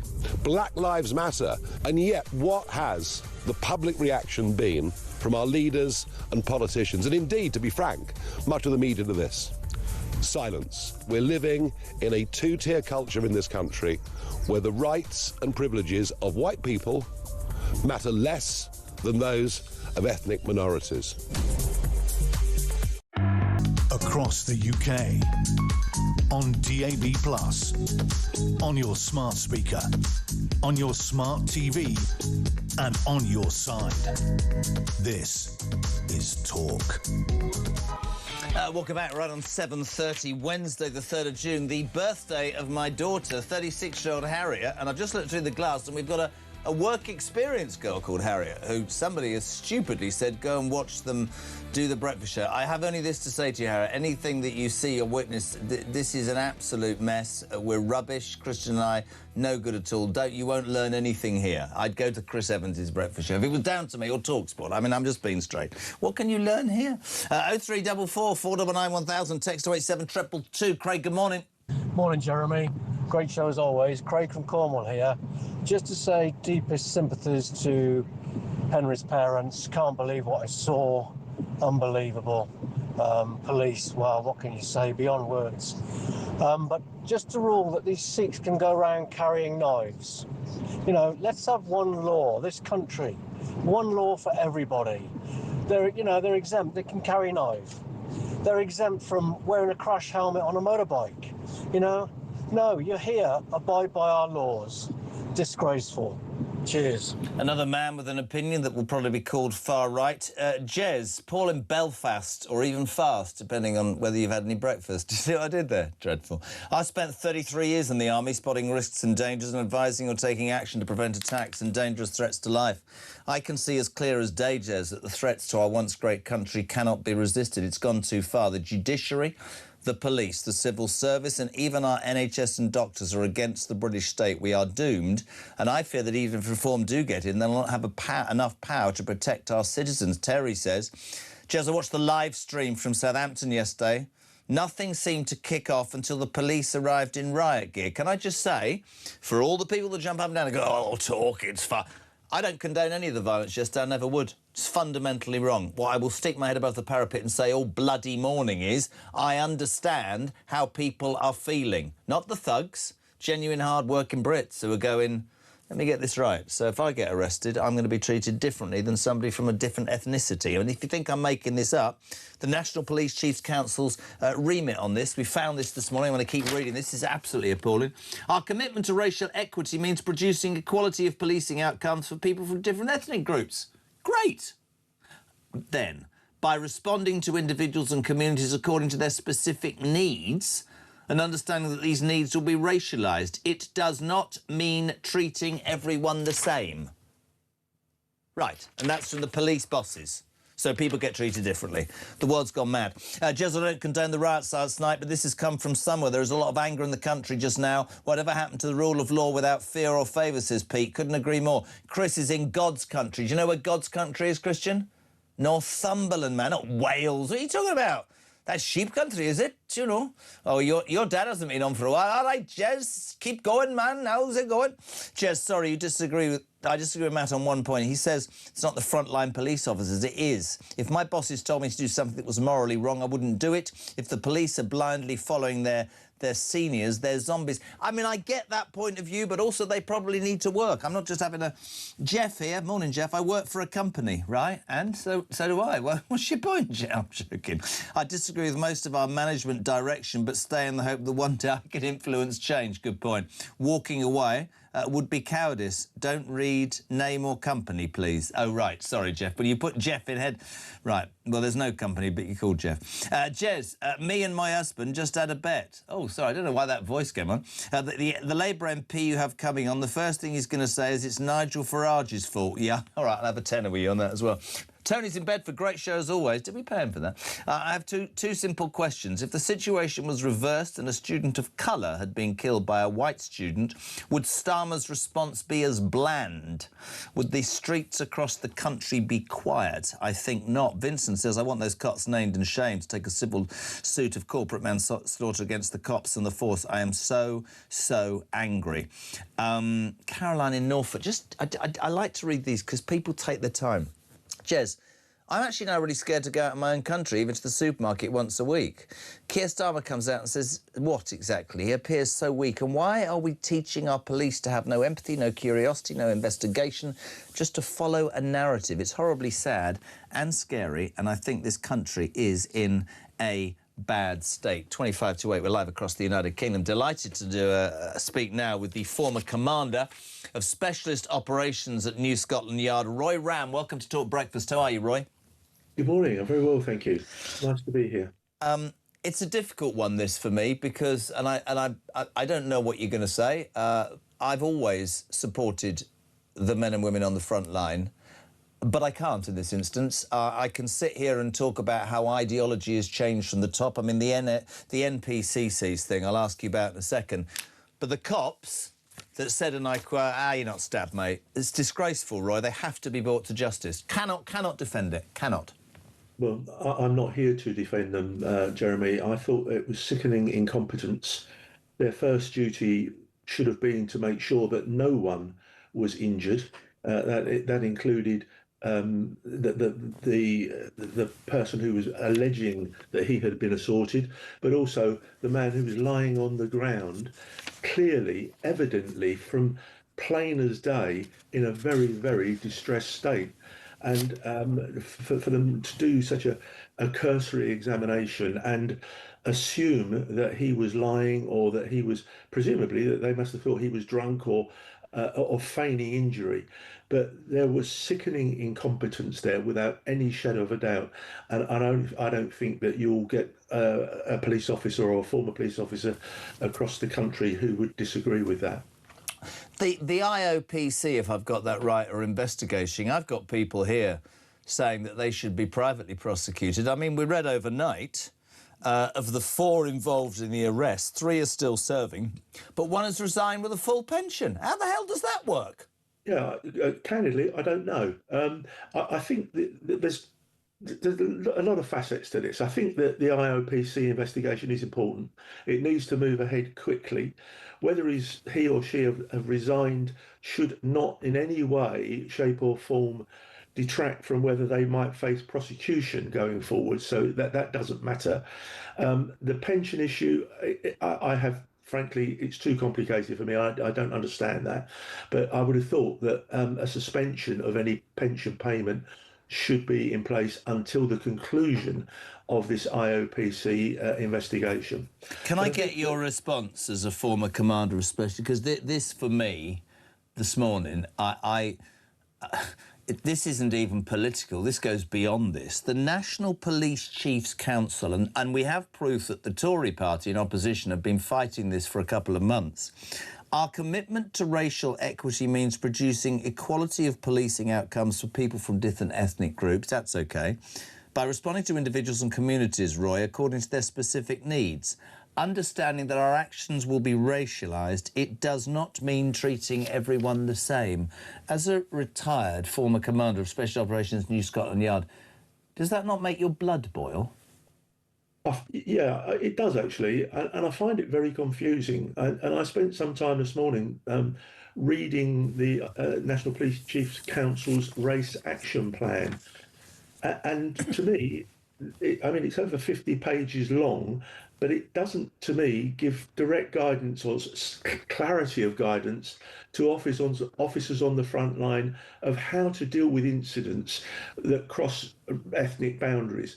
And I do think that what everybody deserves is to be treated equally. So when those police officers arrive, they don't assume that the people from an ethnic minority group are telling the truth and the white guy is telling lies. There has to be probity, there has to be honesty in investigating that situation before you do anything. But I guess, and we had this discussion, and I keep bringing him up. Edward Lee stood up in the Commons yesterday and I thought made a really salient point when he said, I don't condone what happened in Southampton last night. I don't.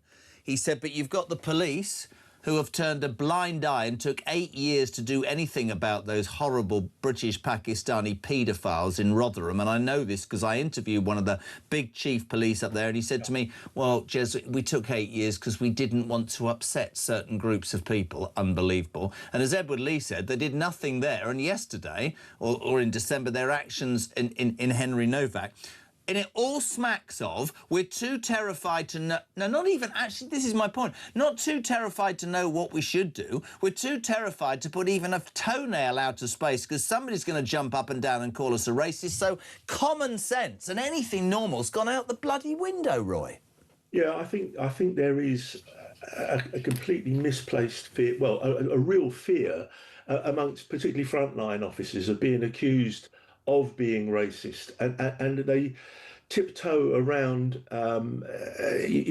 allegations. I mean, the one that you've raised in particular about Rotherham, I think, was an absolutely startling and frightening example of not just frontline officers, but right through police organisation failing to recognise that what was going on and the way these young girls were being treated was utterly appalling. But I do think that's seeps through, and there is a fear amongst serving officers now that of being accused of racism when they should simply be doing their job and treating people equally and the same. And I thought your previous contributor, Nigel Evans, made some absolutely stunning points in that regard. In terms of how we got to where we are, the NPCC saying not everybody should be treated the same. When we look at how how have we got to this? How?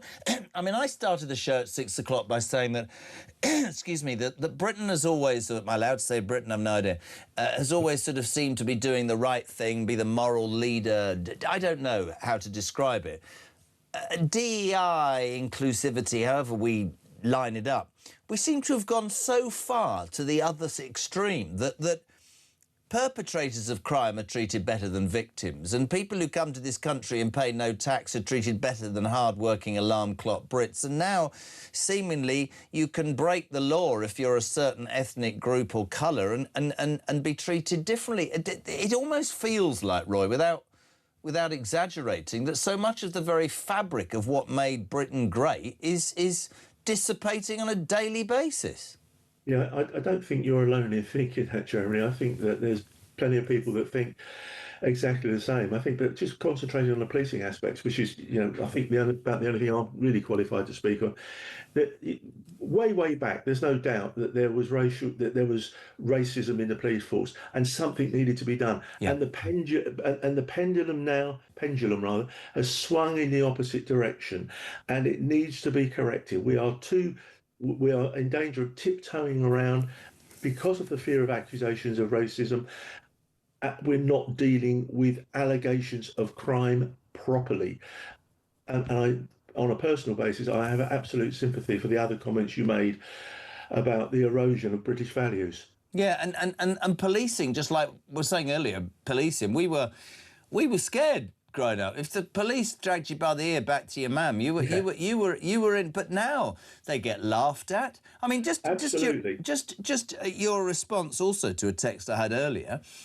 None of us condone what happened in Southampton last night, but many people say you don't see any police in riot gear when the anti-Semitic horrendous Palestinian marches take place in London every weekend, do you? In fact, when there were 2 marches a few weeks ago, the Unite Britain, 4,000 police were put up to watch them, and not many for the Palestinian demonstrations, which I know call for the death of Israel and Israelis and the state and say terrible, terrible things. And those are the examples, I think, Roy, that basically make people think, well, who's behind this unfairness? That's my only word I can use, really, unfairness. Yeah, I mean, it comes down to the politics, as you well know, at the end of the day, Jeremy.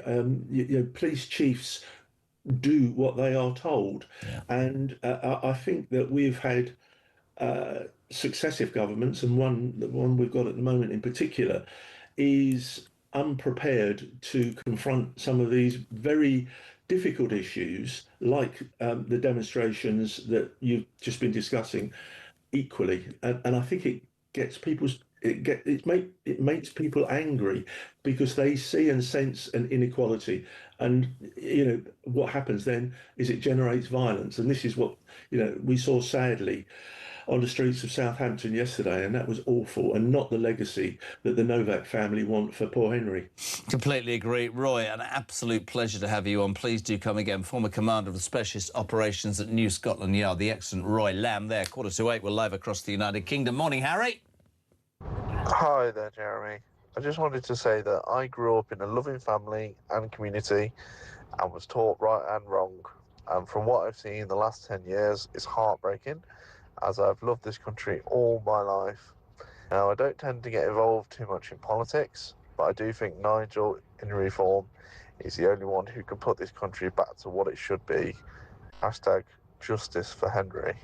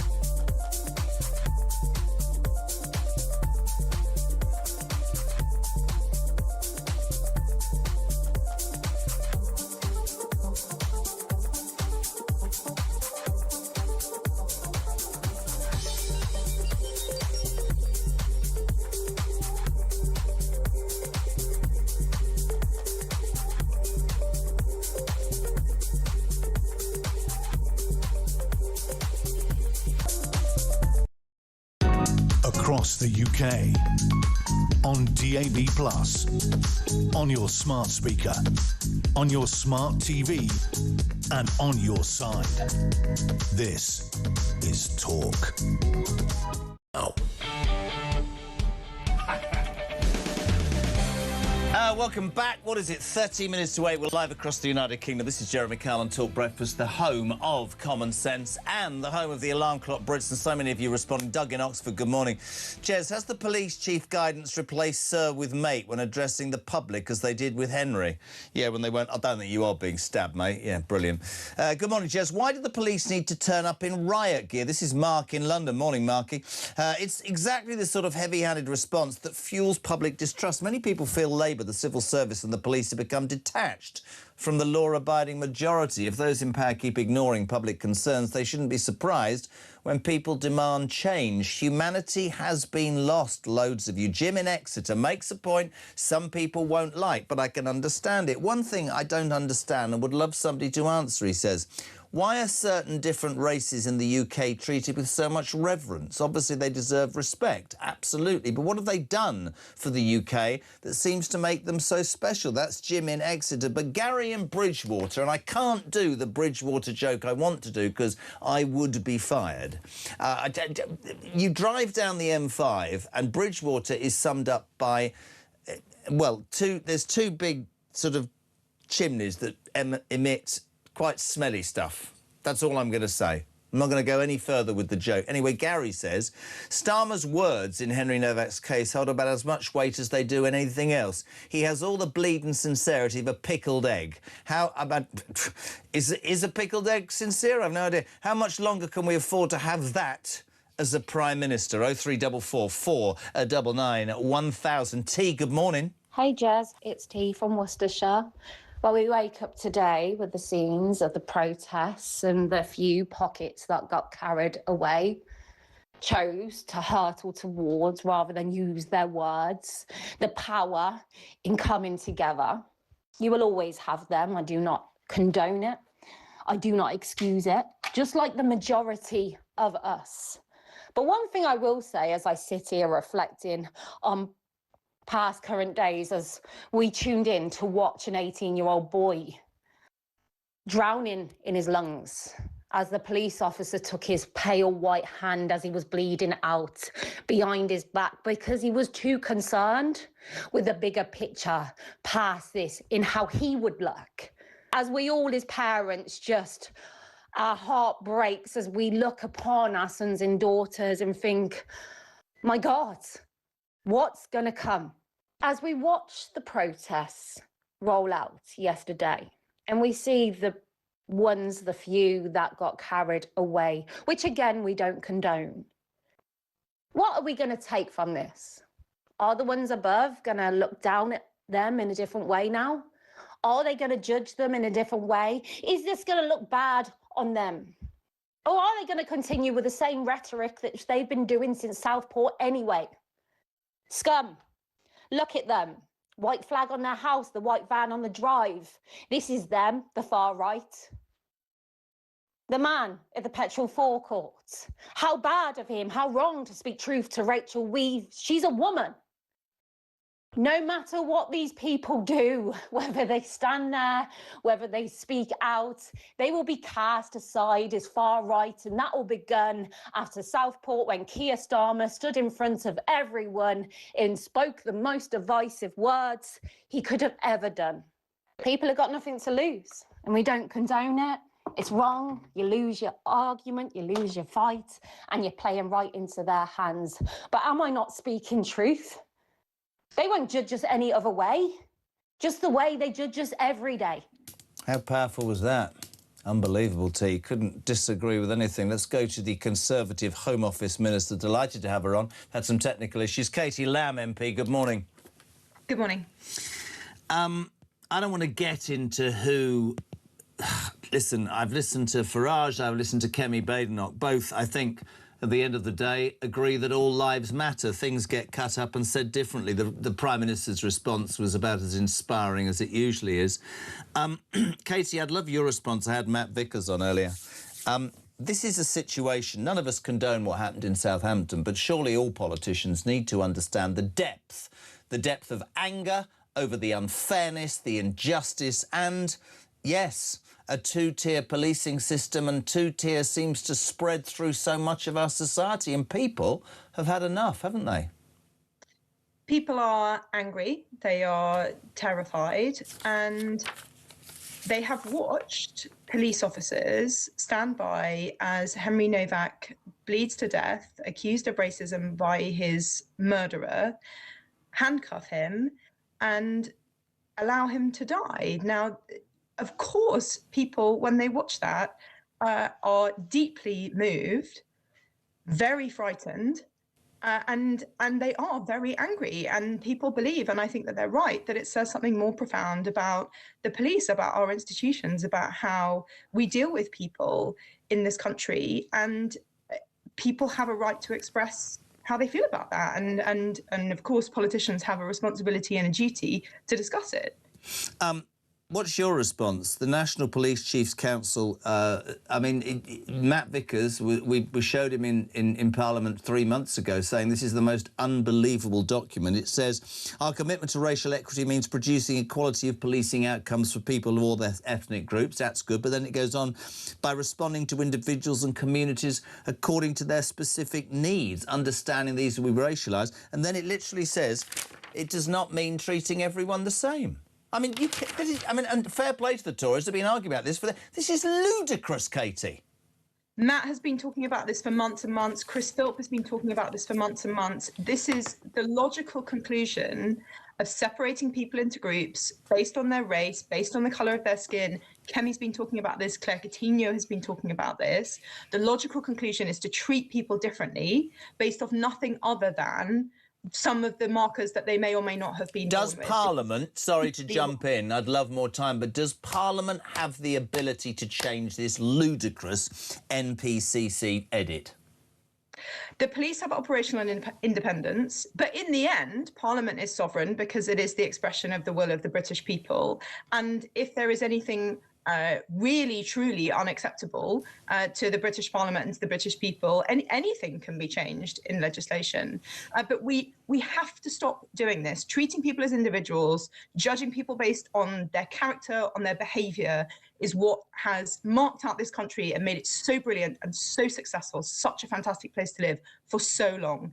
Instead, putting people in groups based off things like their gender or their sexuality or the colour of their skin to siphon them off for better or worse treatment, it is profoundly wrong and it is completely un-British, and it will destroy this country if we allow it to continue. Couldn't agree more. Peter in Shopper says, it now appears to me that if you're accused of a crime and you have a white face, you're guilty until proven innocent. And he said people might disagree with me, but that's how I feel when I watch that footage.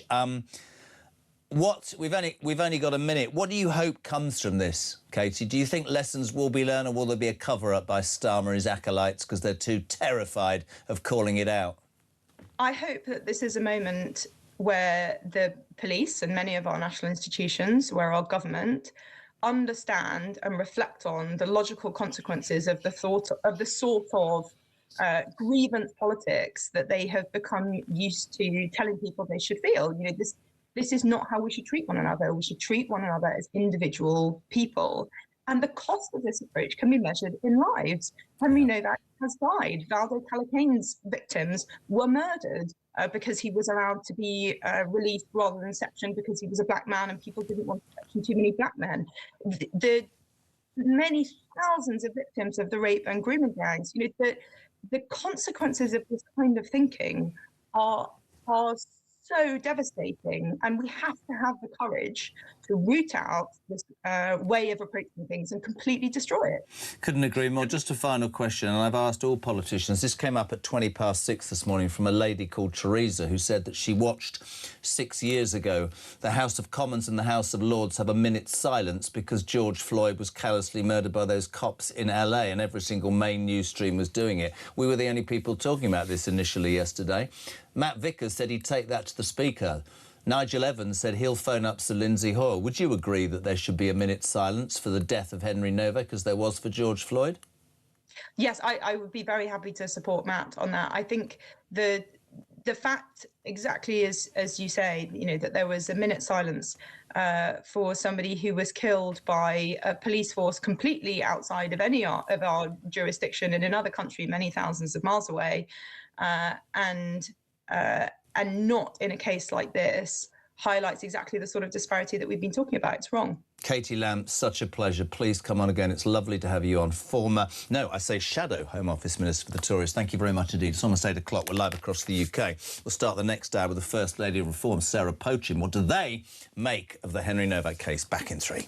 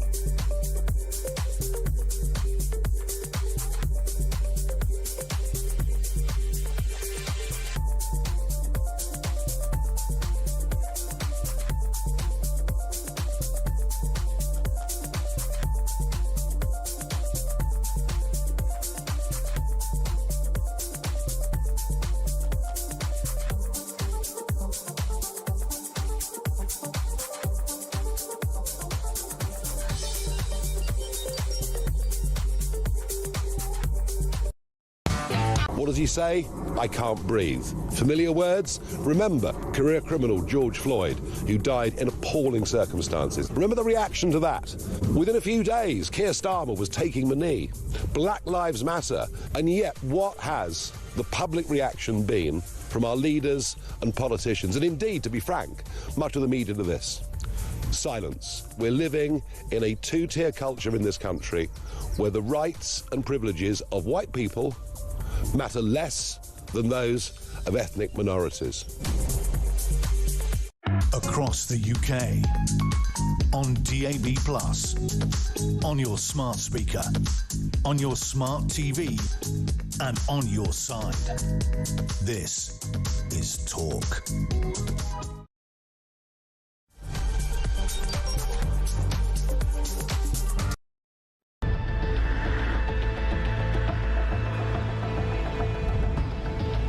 Thank you, Mr. Speaker. With permission, I'd like to provide the House with information that I now have about the appointment of Peter Mandelson as our ambassador to the United States.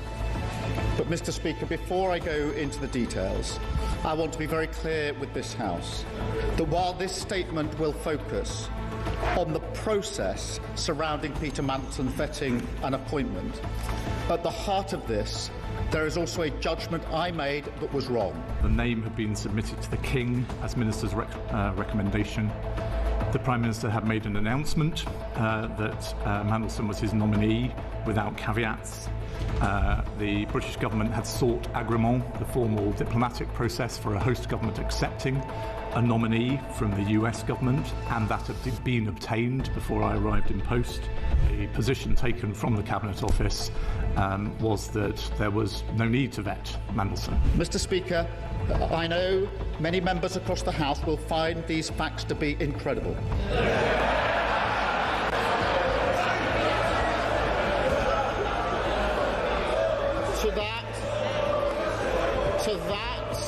To that, I can only say they are right.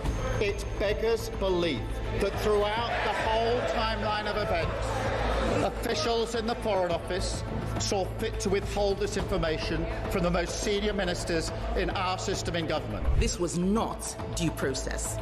Everyone knows the price of misleading the House. Will the Prime Minister finally take responsibility and go? Yeah! Mr. Speaker, let's be absolutely clear. Before Mandelson took up his post, UKSB recommended with red flags that clearance should be denied, and there was high concern that that was not brought to my attention or the attention of the Foreign Secretary at the time or subsequently is a very serious error of judgment. She rushed to judgment as she always did, just like the Iran war. Mr. Speaker, I was elected by the British people because they let the country down for 14 long years. Whatever she says, whatever noise they make, nothing is going to distract me from delivering for our country. Across the UK, on DAB+, on your smart speaker, on your smart TV, and on your side. This is Talk.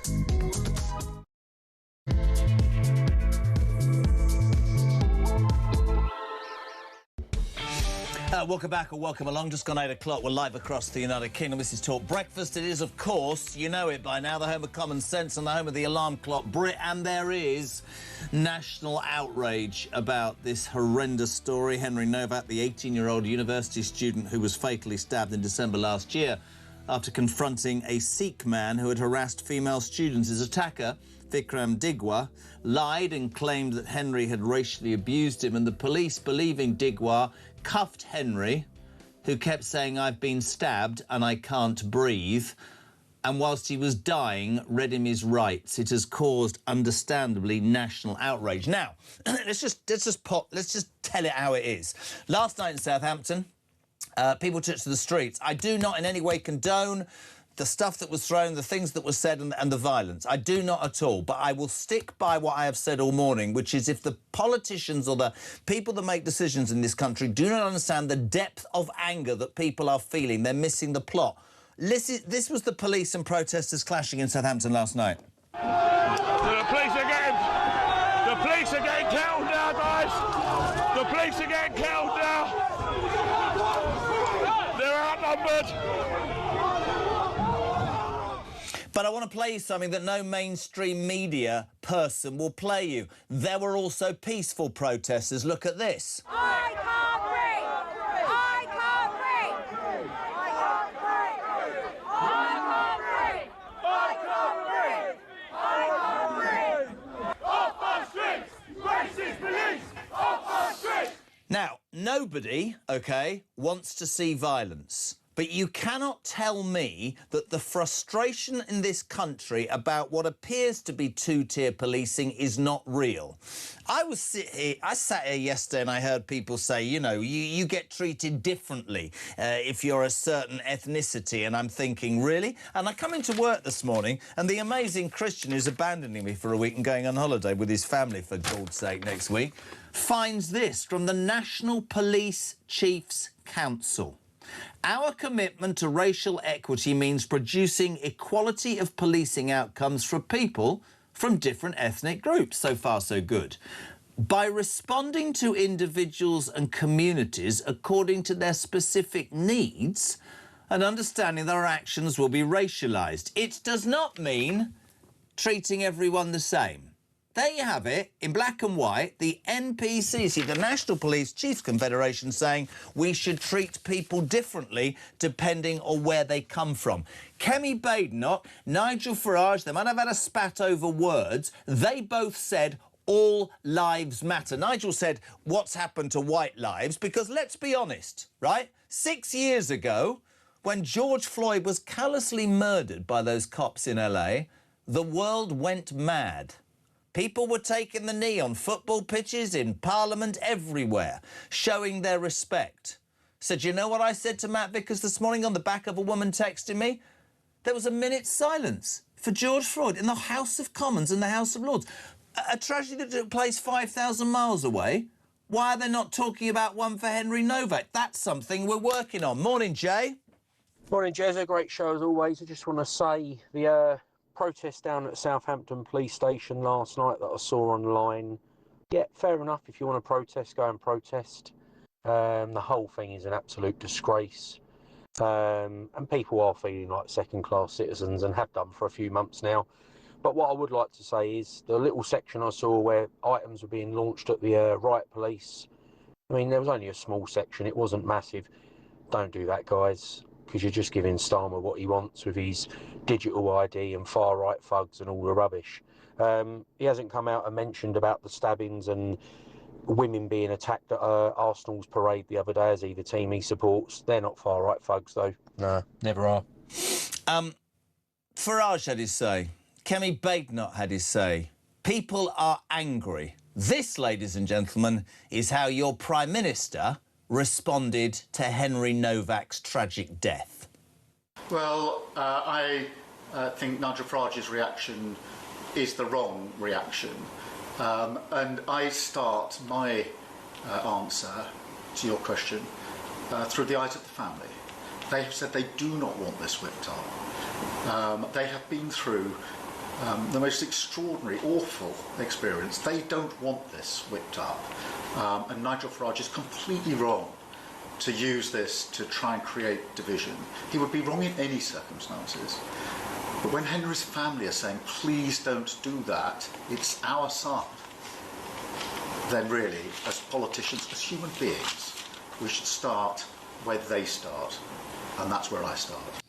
Going to try and be really calm because my kids are listening in the car. Morning, Ollie. Morning, Iris. You insignificant, you sponge of uselessness.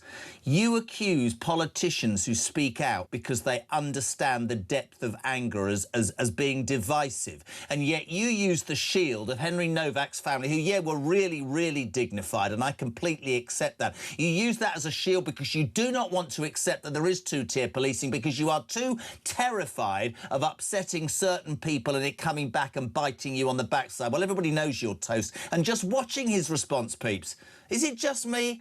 That's our leader? My God, unbelievable. Hey, check this. There might be some power in talk. Breaking news, ladies and gentlemen. We've just heard that the National Police Chiefs Council is reviewing its racial bias policy. Good. Change it.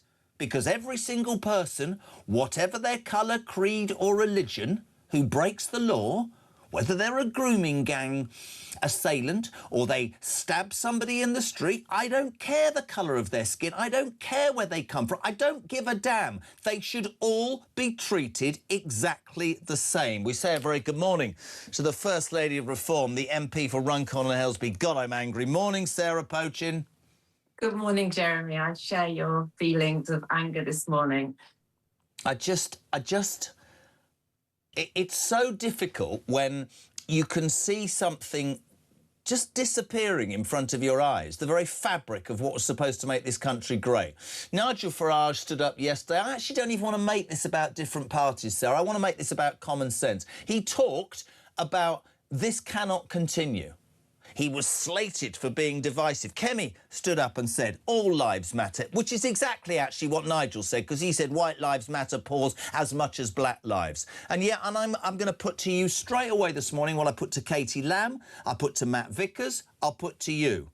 6 years ago, there was a minute's silence in the House of Commons and the House of Lords for George Floyd. The whole country took the knee. I'm asking every MP that comes on this show to go to the Speaker and demand in the House of Commons and the House of Lords there is a minute's silence for Henry Novak. Will you support that, Sarah Pochin? I'll support that 100%, Jeremy. I think it's a disgrace that we've seen Keir Starmer turn this into a political rant again, an attack on Nigel Farage. Nigel was reflecting, as he always does, the view of the vast majority of people in this country who are outraged at their police force. And listen, you know, as somebody who worked in the courts for 20 years, I know, we all know, don't we, that when you see scenes like we saw last night in Southampton, when people lose confidence in their police, then society will break down. And I'm not condoning what we saw in Southampton, but as you showed, there were peaceful protests there last night as well. But people become frightened when they do not have confidence in their police. If the police cannot be the fabric that holds together society. People get frightened, and when they get frightened, they get angry and they react with violence. And of course, the reason I wanted to play, Sarah, the calm people is it reminded me of the Bell Hotel, when women and children came out, that's how the Pink Ladies started, and said, hold on a second, so we've got this hotel that's housing illegal migrants. 2 young girls have been sexually assaulted from the school next door, and the council go, no, we agree with you, we'll go to court and we'll close it. That's what's right for Britain. And our own government went, no, the rights of migrants are more important than the rights of local women and young girls. It's the same here. It's like the grooming gangs inquiry. If we are too frightened to make police-based decisions because of where somebody comes from, and I just want to nail this because I'll be accused of all sorts of things and I couldn't give a damn because I'm not that way. What I believe is fundamentally this. I think that if you think it's OK to attack a young girl, if you think it's OK to stab a young man, I don't care where you're from, I don't care about the colour of your skin, I don't care about your religion, you deserve to be prosecuted and go to jail. And if you haven't got that balance, you're right. The very fabric of what we believe in just goes. What we're seeing on the pictures you're showing here is the British people demanding to have their police force back. Yeah. They don't want a police force that is wrapped up in all this DEI nonsense. We have West Yorkshire Police, as we know, has a DEI champion that's paid £91,000 a year. You know, absolutely crazy. Not all police forces are the same either. You know, so I said last week when all of this broke that this is about leadership from the top. This is about chief constables down, emanating a culture of what they want their police force and how they want their police force to behave. And people are demanding that they want their police back. They want basic policing values. They want criminals taken off the street, regardless of their colour. And I think the danger is, of course, that the politicians like Starmer will jump up and down and say, Farage and Badenoch, they're being divisive by saying white lives matter, all lives matter. No, I think you're being deliberately divisive by... I mean, look after Southport. I didn't condone anything that went on in Southport, right? But he basically said everybody's far right, got them arrested and locked up within 24 hours. Those thugs that are attacking police right now, I've no time for them. I've time for the peaceful people who are looking, because rent-a-mob will always turn up. Rent-a-mob turns up. Most of Just Stop Oil are rent-a-bleeding mob. Most of the Greenpeace weirdos are... I can't have it that hard-working, normal people can't say, I've had enough of this, it's unfair. It's unfair about immigration, it's unfair about the police, it's unfair about tax, it's unfair about, you know, waspy women, pensioners, all the stuff we've talked about. I'd love your response also very quickly to the breaking news. God, we might be making a difference on this station. The National Police Chiefs Council has just announced it will look into policies in the Race Action Plan with the NPCC chairman Gavin Stevens. That's not that bloke, is it, from the West Midlands, saying it is listening to legitimate concerns about how some of our commitments are worded or phrased. Worded or phrased or carried out, you idiot? Look, it's crazy that the police are able to even have this sort of instruction to their troops. All of that would go under a reform government. And also, how ridiculous that our laws allow certain knives to be carried. I wanted to mention this because, again, as a magistrate who was very tough on knife crime, you know, if a Sikh had come in front of me, or any religious, someone who claimed that they were carrying a knife for religious reasons, it wouldn't have made a jot of difference in my court. They would have got a prison sentence. And that is what we need to get back to. There is no discrimination on religious grounds or colour or anything else. You're carrying a knife like this guy was that stabbed poor Henry, then he is breaking the law. That is illegal. There are no grounds whatsoever to be carrying a knife as a weapon in this country. Just quickly, completely agree. I'm going to do something now that even I'm going to fall off my chair. I'm now going to be accused of doing something that I'd said they'd done to Nigel and Kemi yesterday. The National Police Chiefs Council didn't just say what I said. There's an extra sentence that's just been added, so I'm going to read the whole thing again. It has just announced, Sarah, it will look into policies in the Race Action Plan. The chairman, Gavin Stevens, saying it is listening to legitimate concerns, as I've told you, about how some of these commitments are worded or phrased. Do you want to know what his final sentence is, Sarah Pochin? No. Where needed, we can and will make changes, but this should never detract from the intent, which is to improve the quality of policing. This has got to stop. So you've got police actually now breaking their own laws. So Gwent Police, for example, have said they will completely ignore the ruling on single-sex spaces and the protection of their women officers. They will allow trans officers to use female toilets. Gwent Police breaking the law. You have South Wales, the police force in South Wales, now policing anti-Islam speech. Anybody that gets upset or says anything against that, they are going to crack down heavily on. What is becoming of our police force? We need a government in place that reins all this in and gets back to basic common sense policing, because that's what the British people want. Just one final question, and I appreciate your support about the minute silence. We're going to do this. The other thing is, as an ex-magistrate, Sarah, do you believe those 4 officers, we're here overnight, 3 are still serving, 1's resigned with a full pension, they should be absolutely prosecuted. It was total incompetence, that job, wasn't it? 100% prosecuted, sacked. Love having you on, my darling. Thank you so much indeed. The excellent Sarah Pochin, Reform UK's First Lady, Runcorn and Helsby, 8:18. Sarah, good morning. Good morning, Jeremy. It's Sarah from Croydon. Just with regards to frontline policing, I do have some sympathy with them. They have been indoctrinated since day dot, since they started nursery, started school. It's running throughout the curriculum, and it's been going on for the last 20, 30, 40 years. It's ingrained in them. They don't know any different. They actually believe this ideology because it's what's been sold to them. But don't get me wrong, what I saw in that footage was appalling, and that is complete misconduct, all of the disgusting, awful things that have already been said about it. So I'm not excusing that at all, and there should be an investigation.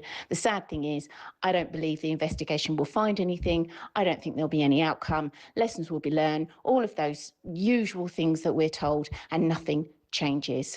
And that's why people are angry out there. Many thanks, Jeremy. Couldn't agree more. 87222 on the text, 0344 499 1000. If you'd like to leave a voice note and make a call, 8:20. We're live across the UK. Talk really is the home of common sense. It's where your views on the day's news matter. Let's head to Westminster, to College Green. The Shadow Justice Secretary, the Tories' Nick Timothy MP. Good morning, sir. How are you? Good morning. Good to be here. We need a bit of light. We can't. You look like the man in the shadows, Mr. Timothy, this morning. This story will not go away, and I don't really want to make it about who said what.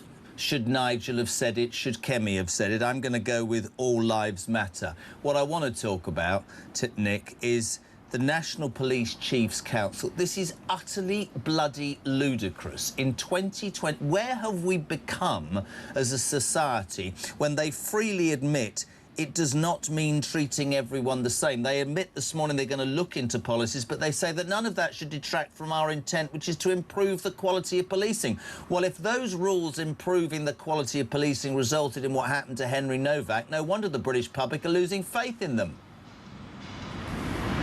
Exactly right. I mean, I think the point about this terrible case with Henry is that actually it's not an isolated example.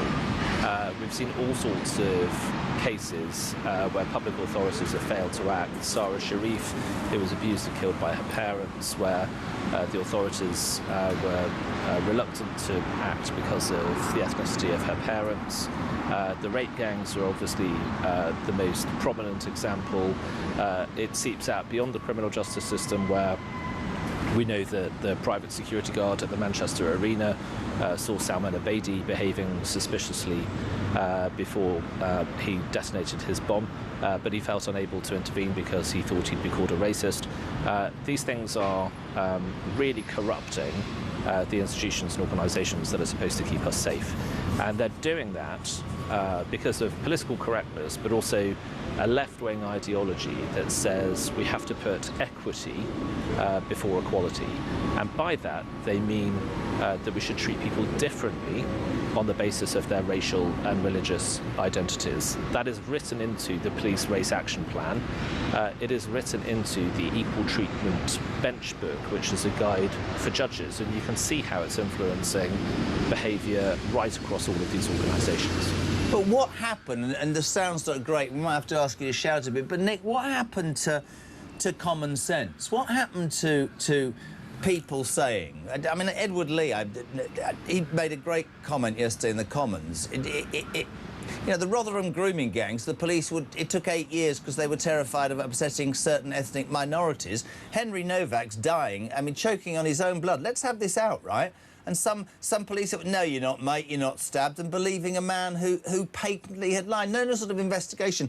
You know, you can look at it two ways. You can go, well, they're hamstrung by their bosses above. But how, in the name of God, because you strike me as an intelligent man, have we got to a point in this country where perpetrators get treated better for crime than victims? Illegal immigrants get treated better than hard-working Brits. How did we get to this point, Nick, in your mind?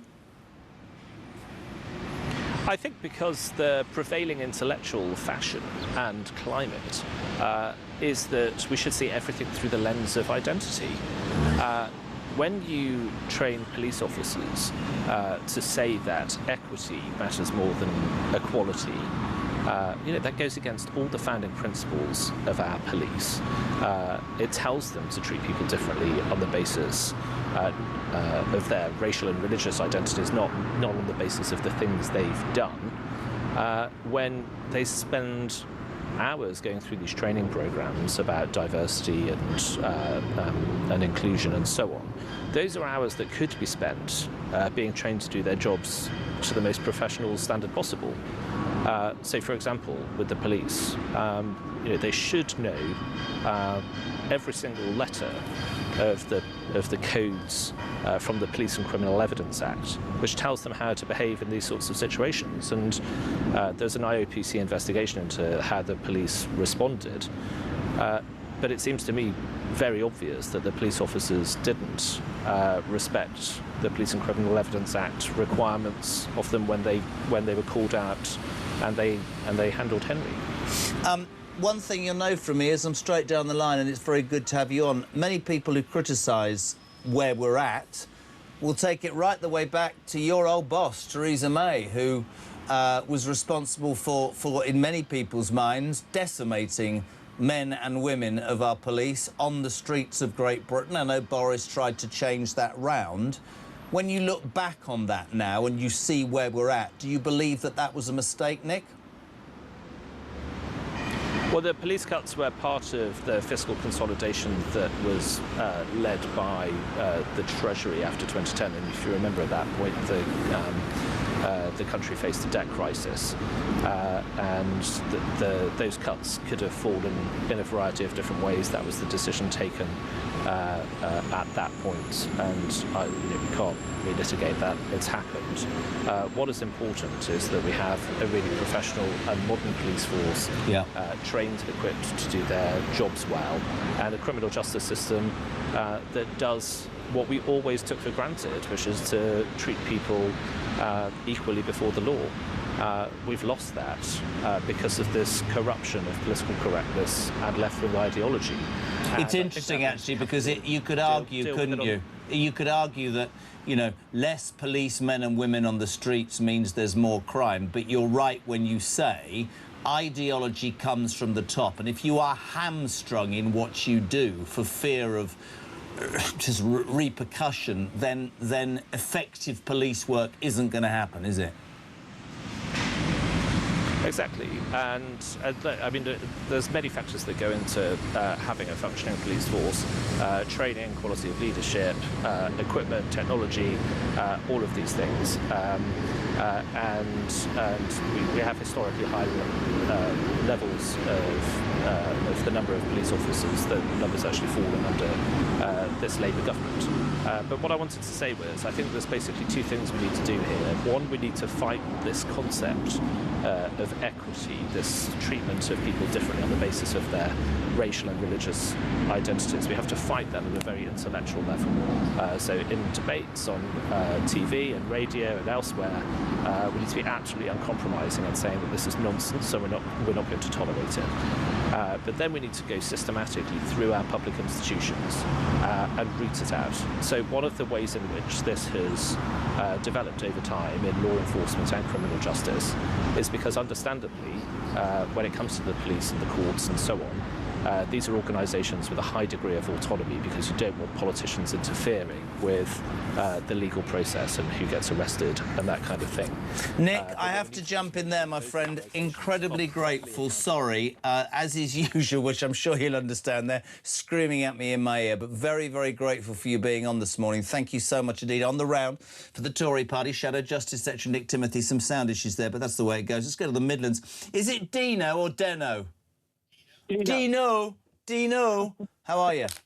Morning, Jeremy. Yeah, one of your guests earlier was talking about DEI and how the pendulum had swung too far. Yeah. I just wanted to say, can we start a movement to call it out for what it really is doing, which is division, exclusion and intolerance?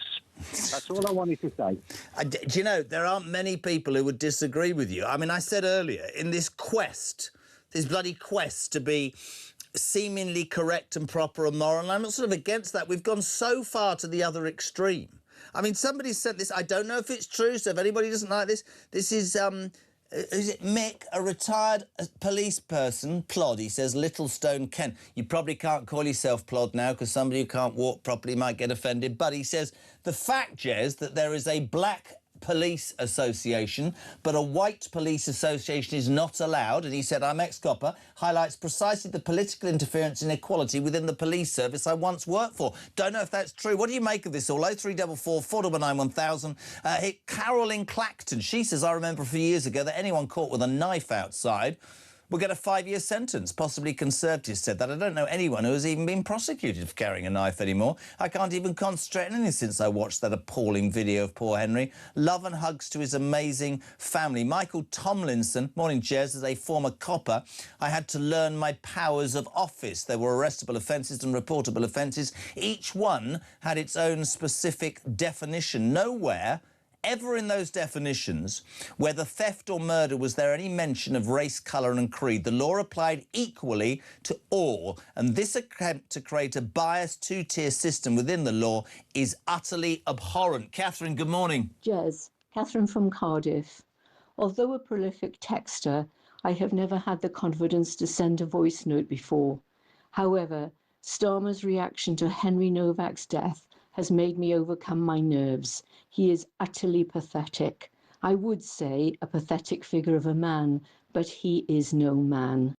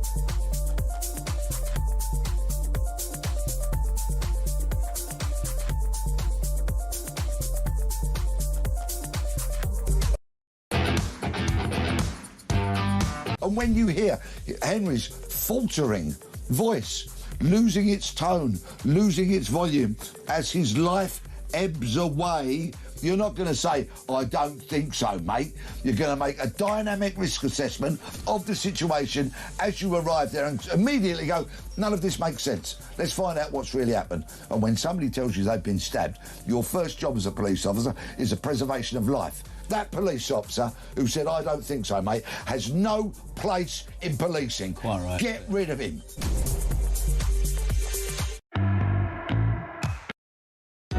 Across the UK, on DAB+, on your smart speaker, on your smart TV, and on your side.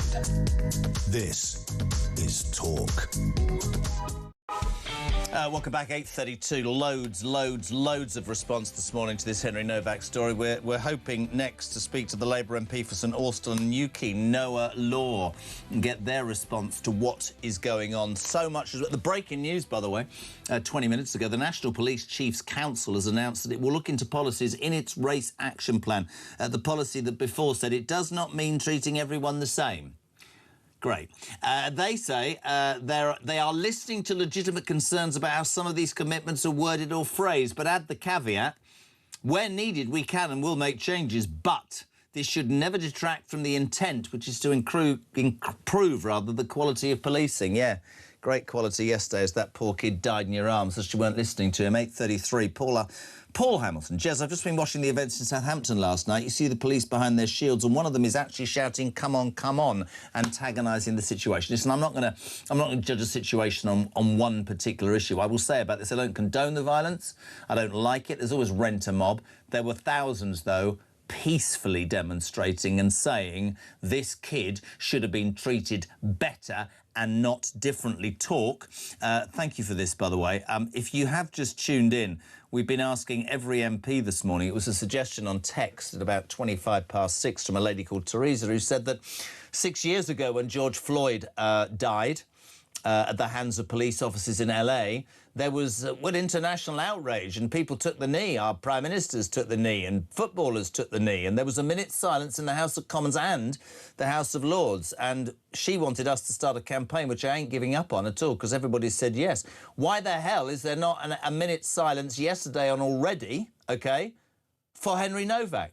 If I was Kemi Badenoch in Prime Minister's Questions Time, that's the first thing I'd ask him to do. Would he allow it? Of course he wouldn't allow it, because he'd be terrified it would upset somebody or criticise the police or upset a group. Henry Novak's memory deserves that, surely. 0344 499 1000. Jez, I couldn't agree more regards to the lady with the minute silence at Westminster. 2 points on this, though. First point, they will likely now do this thanks to her raising it this morning, and rightly so. However, I bet my week's wages it was never on their agenda. Second point, can we stop making comparisons between young Henry Novak and George Floyd? Well, so don't condone the demise of Floyd or how he met it. Let's call it like he is. He was a criminal, a junkie. Henry was that doesn't excuse what happened to him, though, does it? In any which way. No. Henry was an upstanding young citizen with his whole life ahead of him. No. It makes me sick to think that it's likely to only happen because one of your listeners has highlighted it. Westminster as a cesspit. I'll take that, but your middle point, I actually don't care if you're a criminal. I don't care, and I've said this all day, or the colour of your skin or your religion. If you break the law, you deserve to be prosecuted. Likewise, if you're an innocent victim, you might well be a junkie, you might well have had a past. You do not deserve to be beaten to a pulp by the police. We're looking for consistency. Paul, good morning. Morning, Jez. Great show this morning. What a serious and thoughtful load of participants you've had. Paul from Fleet here. I have worked around public sector jobs for many years, retired from that in 2023, so now work as a consultant. But one of the roles that I did was in training senior police officers. And believe it or not, in the very first page to some of the documentation for the courses that I taught had a single paragraph on it which stated the primary purpose of this course is to promote equality and diversity in policing. Now, I pretty much got a cheer when I tore it out in front of a group one day and said, no, the primary purpose of this course is to teach you guys to nick more bad people more effectively. You know, this is endemic. It's endemic across the police. And by the way, that's going back to around 2011, 2012. The Tories were in power. This was the fallout from the Stephen Lawrence inquiry. And yes, the Stephen Lawrence case was bad, but that has impacted policing and the philosophy of policing for well over a decade. It's endemic in other public departments that I've worked in. And I tell you what, if Nigel gets into power, winning the election is going to be the last of his worries. Actually rooting out this evil in the public sector is going to be a far harder task than any political wins that he might get. But it's a task that he's going to have to do. Great show. Thanks again for all your work. Thanks, Paul. Interesting voice note there. 0344 499 1000 to the phones. Let's head north to Cumbria. Miranda, good morning. Welcome to Talk Breakfast. Good morning. What I wanted to say was that when Keir Starmer spoke yesterday... Can you do me a favour? Don't shout at me. Have you got your radio on? No, I'm outside with the dog. Oh, right. I thought you got your radio on. It was repeating. No. It's the dog repeating. There we go. Never mind. Probably is. Keir Starmer said he felt sickened by what he'd seen.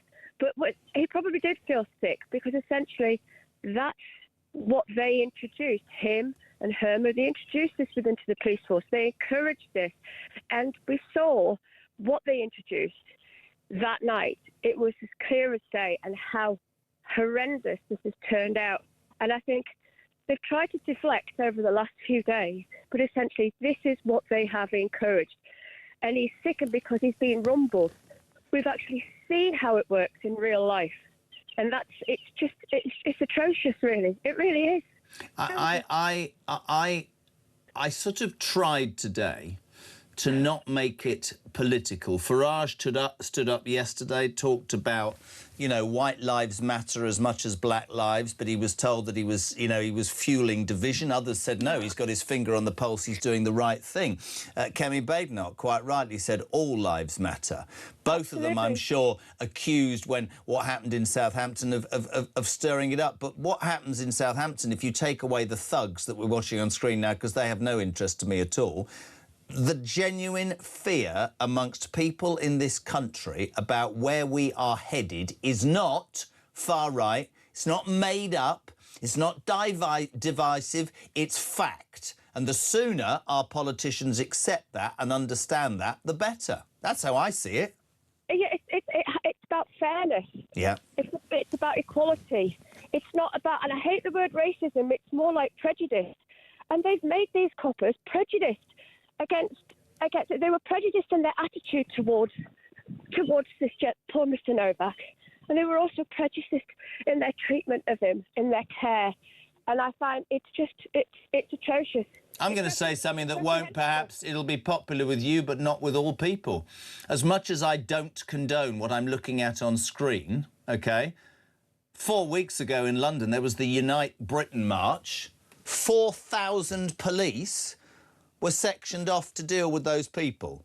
There were, of course, a few thugs, but thousands were there saying, we're proud of this country and proud of our flag. Across the street, in fact, every week across the street, the pro-Palestinian, anti-Semitic, vile chanting marches, they don't get police with riot gear, they don't get any hassle, they don't get criticised, and I just think it is emblematic of what's happened in this country. I think we are led by a man and a party who are too scared of standing up to whoever, OK? Not the far right. If you stand up and complain, you're far right. Everybody who perpetrates crime, everybody who perpetrates hatred should be dealt with in the same way, shouldn't they? Oh, absolutely. And the irony is that this police college, Gulf, which has come up, has actually created prejudice. And that's the irony of it. It's absolutely atrocious. And it is about fairness, it's about consistency. And they basically showed it shed a spotlight on what happened last night and how they're behaving towards different sections of different communities. And there are different communities. They can't group us all together because they've caused division, and that's the problem. It's terrible, absolutely terrible. Listen, Miranda, I really appreciate your call from Cumbria this morning. Thank you very much indeed. 90 minutes to 9. We're live across the United Kingdom. Talk Breakfast is on. And next, the Labour MP, good to have him on, for St Austell and Newquay. He spent yesterday, I'm sure, getting into the detail. We'll talk to him next. Noah Laws on Talk Breakfast next.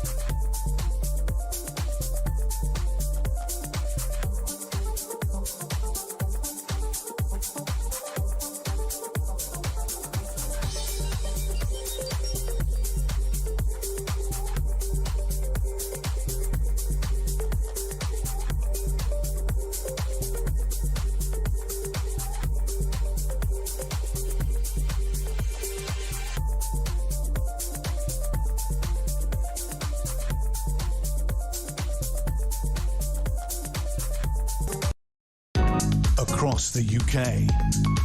On DAB+, on your smart speaker, on your smart TV, and on your side. This is Talk.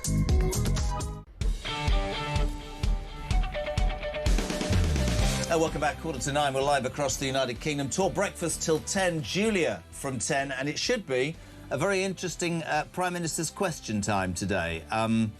Keir Starmer will, I guess, leave the bunker of 10 Downing Street, head to the Commons and face a degree of, well, consternation about what's happened. Let me say one thing about this show since I started doing it. We aim to have as many different voices as possible. Already there's Sarah Pochin, the First Lady of Reform, Nick Timothy, the Shadow Justice Secretary for the Tory party, and delighted, and by that I mean this, because there aren't many people that have the courage, the guts or the desire to stick their head above the parapet. The Labour MP for St Alston and Newquay, very posh. Noah Law, good morning.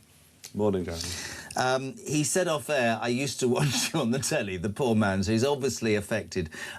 Noah, there's so much I want to talk to you about. Firstly, and obviously, about the appalling situation with Henry Nowak. We know now what happened. We've seen the police response. There are people calling for prosecutions. We know about the IOPC. I got a text this morning at 6:25, and I've asked all MPs this as the first question. Theresa said that 6 years ago when George Floyd, and it didn't matter, as I said before the break, what George Floyd had done in his life, he was callously killed at the hands of, well, criminal policemen in California who were later jailed. The world recoiled in horror. Everybody took the knee. Coppers, football supporters, politicians, your own leader, Keir Starmer. What annoyed this woman is this. There was a minute's silence in the House of Commons for George Floyd and the House of Lords. Nobody in any position in the last 48 hours has thought it wise to suggest that. Matt Vickers is taking this to the Speaker. Nigel Evans is going to speak to Sir Lindsay Hill. Katie Lamb is going. Nick Timothy is going. Do you support a minute's silence for this young boy in both houses?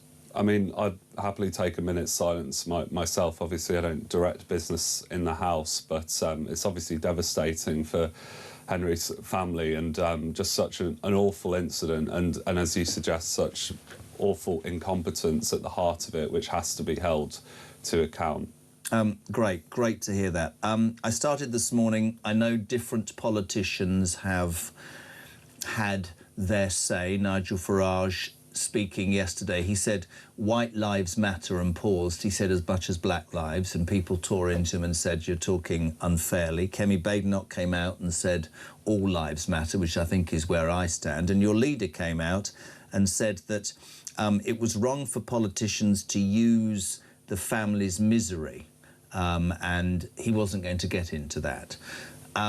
I sort of feel that was somewhat of a shield because he won't face up to the reality. And this is the accusation against Starmer, I think, from many people.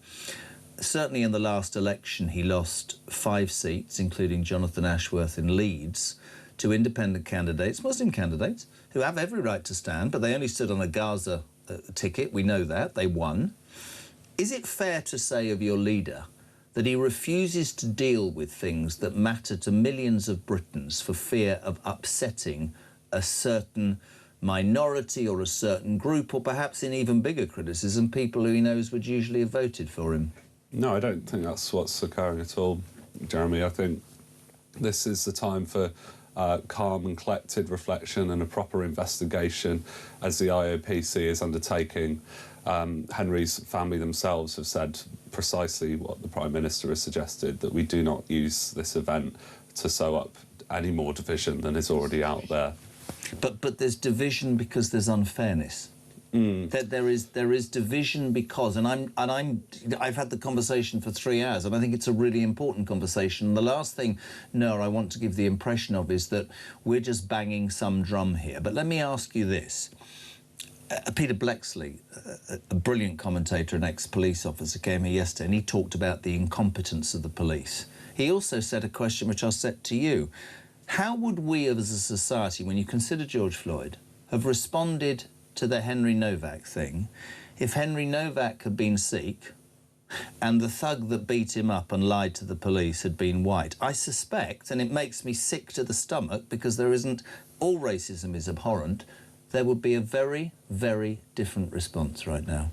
Well, I think that people are united to a degree, as much as some people are trying to sow division. People are united in their disgust at what's happened, and I think that the response of the public has been that of shock and appalledness at what's happened. So I don't know exactly what you're suggesting would have been different. Is there two-tier policing encouraged by your government? No, the two-tier policing concept is something that's been invented by Farage and others to basically sow division. I mean, it's so it doesn't exist? We don't have two-tier policing. But what about the National Police Chiefs Council saying, our commitment to racial equity means producing equality of policing outcomes for people from different ethnic groups, which is great, but goes on to say, by responding to individuals and communities according to their specific needs, and then says, it does not mean treating everyone the same.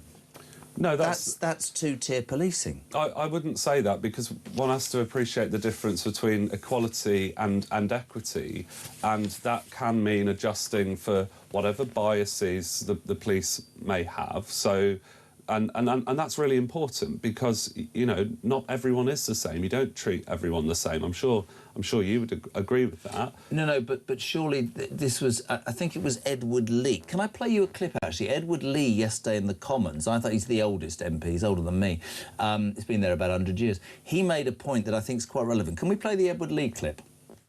I agree with everything the Home Secretary says, and I agree that we shouldn't weaponise this issue, but nor should we tiptoe around it. The truth is that many white people in this country feel that the police are so terrified of being called racist that either they underreact in the case of the appalling grooming scandal, or they overreact in this case. So there is a role for the Home Secretary now. She needs to really summon in these top police officers and say things have got to change. We are all equal. Don't be terrified of what people think about you. Just carry out the law as you're supposed to do as police officers. I think everybody would agree with Edward Lee, wouldn't they? Yeah, I mean, I think it's a fair point to say that we shouldn't have this differential treatment other than for appreciating the context of what's gone on.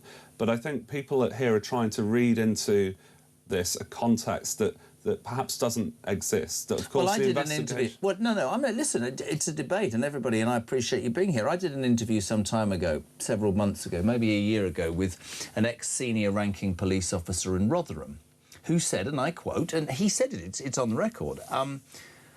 I said, why is it taking you 8 years to bring these people to justice? They've been raping young girls. He said, well, we didn't want to stir up any tension, and so we've taken our time and done it in the right way. And the point that Edward Lee is making is, whether it's for me, crime is crime. It doesn't matter about the colour of your skin. You're nothing. It's irrelevant.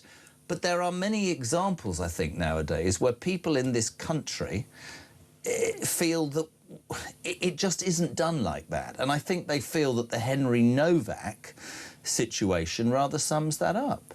I don't think this is the situation here. I mean, that we're not talking for a start about Rotherham. We're talking about Southampton. And it's really important that we just look at the context of this incident. And, you know, I think if you played without the sort of some of the divisive commentary that's come up around this, if you'd simply played the incident... Who's been divisive? Well, there are people that are saying that there was kind of a racial motivation. I don't think that's what was going through the police's mind. Again, there needs to be an what was investigation. going through their mind when a guy, with respect... Not an awful lot, either apparently. they're the most incompetent police officer or they're terrified of their own shadow, because there's a kid that even I could tell from 200 miles away down the line was, I don't mean to upset anybody, was choking on his own blood. And you've got a copper going, I don't think you have been stabbed, mate. Personally... Whilst he's believing a bloke, I'm being completely serious. Personally, I didn't read this kind of racial lens into it. I think, unfortunately, Jeremy, the Britain I grew up in isn't one where we see everything through the prism of race. And unfortunately, there are people trying to create that Britain. Why don't you think we're all equal? Why don't you think we're all equal? Well, that's just reality. That we're not all equal in that sense, you know. So we all have differences. But in the we should all be treated equally. In the eyes of the law, we should all be equal. Yes, and it's really important that equal treatment recognises contextual factors to ensure equity. And I'm sure most people are familiar with the difference between equality and equity, aren't they? Yeah. I agree with you, but I also fight against not having this conversation for fear of people saying we're only talking but we about are having this conversation. But we have Everyone's to have having it. all But over we the have news. to have this conversation because it seems to me that the very fabric of what... I mean, like, when I was a kid, you were scared of the police. Now, people can go into a supermarket or an off-licence and nick 200 quid and just laugh at the police. There's no police on the streets, and I blame the Tories for that. Don't think I'm blaming your lot in your instance. But there is an ideology from the top, and whether it's perpetrated by government or not, you know, that certain people are treated differently. There are different offending rates, whether people like this or not, amongst different ethnicities. That's an absolute fact. I'm not saying... I had a woman the other day say to me, I was talking about one of the situations in Bournemouth where I live, and two illegal migrants had attacked this girl and they got off in the court, and I was saying to this female how disgusting this was, and she went, white men rape women as well. I said, I don't care what the colour of your skin. If you rape a woman or you rape a child or you stab a kid on the street, I don't care where you come from. I want you off the street and in prison. That's how I genuinely see it. Yeah, absolutely. We can all agree with that. But, I mean, I guess for me it's just this seeing everything through the lens of race. It's relentless. Do you It's think that not the certain Britain I races are treated differently? Yes, I do. I mean, racism by the exists. police? I can't speak for every individual police officer. There will be police officers that are racist. There was certainly racism in the police forces years and years ago. I want to make that point. I think that's a really important point, but I wonder whether, in a view of trying to balance that, a bit like DI, we've gone too far the other way. That would be my sort of summing up. Personally, I don't see it that way. That's not even what I see in this incident. And by all means, bring forward other examples where you think that might be the case. But I don't look at this horrible incident and read that kind of racial lens into it. I read it through a lens of sheer professional incompetence, which needs to be investigated. Do you think those police officers should be prosecuted and jailed? If that, I mean, one's got a full pension. That's not my decision to make. Absolutely not. These things have to be investigated independently, and that's really important to make that point as well. And you'll hit me over the head after we go off air. Do you want Starmer in or out? I think the PM needs to continue what he's doing. So you're not an Andy Burnham fan? I'm very much an Andy Burnham fan, as we documented here the other week. But of course, both of them have got a job to do, and in my case, that job is delivering the deal that I'm looking for Cornwall. So I've made that very clear that that's a condition of my I don't want to support for sound like Andy. your dad, but you're pretty good at this at 32. I really appreciate you being in, and I mean that because it's important that we get all sides on this station as often as possible. No, Law, thank you very much indeed. It is 3 minutes to 9. You would talk breakfast. We'll start the next hour with Reform's Home Office spokesman. He would be Home Secretary if Reform win the next election. Zia Youssef is next on Talk Breakfast.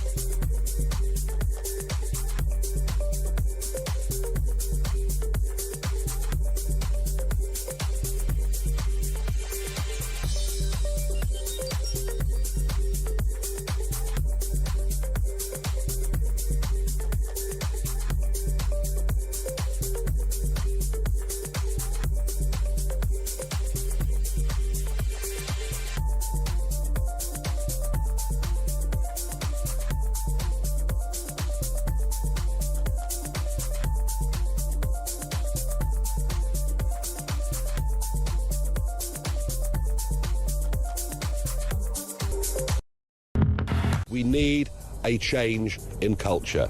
Enough of anti-white prejudice. A promotion of the idea that white lives matter just as much as black lives. An end to DEI and positive discrimination, but a country that treats everybody equally and fairly before the law. This is serious. This is urgent. I fear for where our society will be in a few short years if we don't grip this.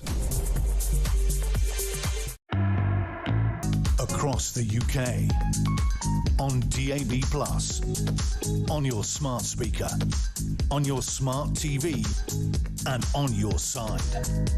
This is Talk.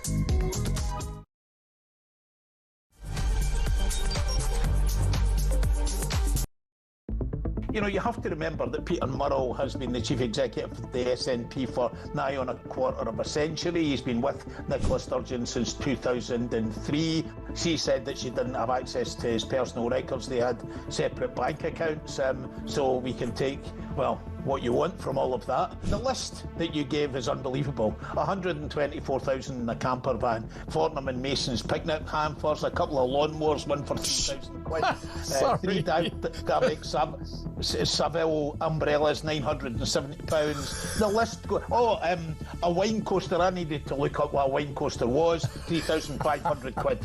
So the list goes on.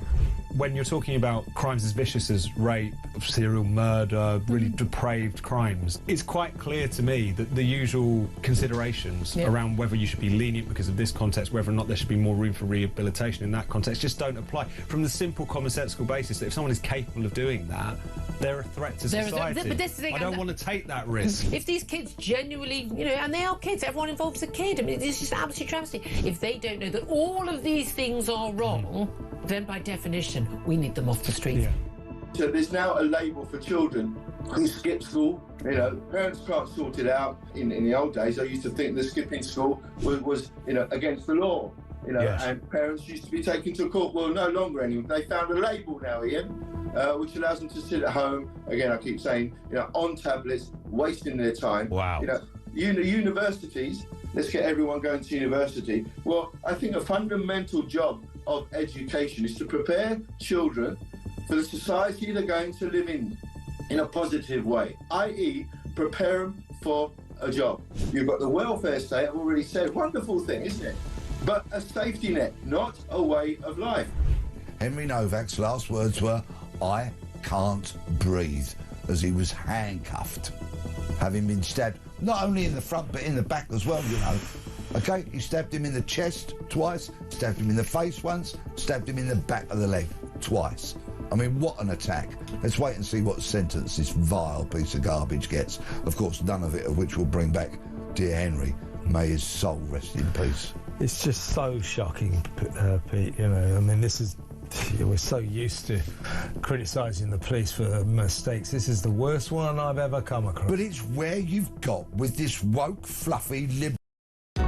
Across the UK, on DAB+, on your smart speaker, on your smart TV, and on your side. This is Talk.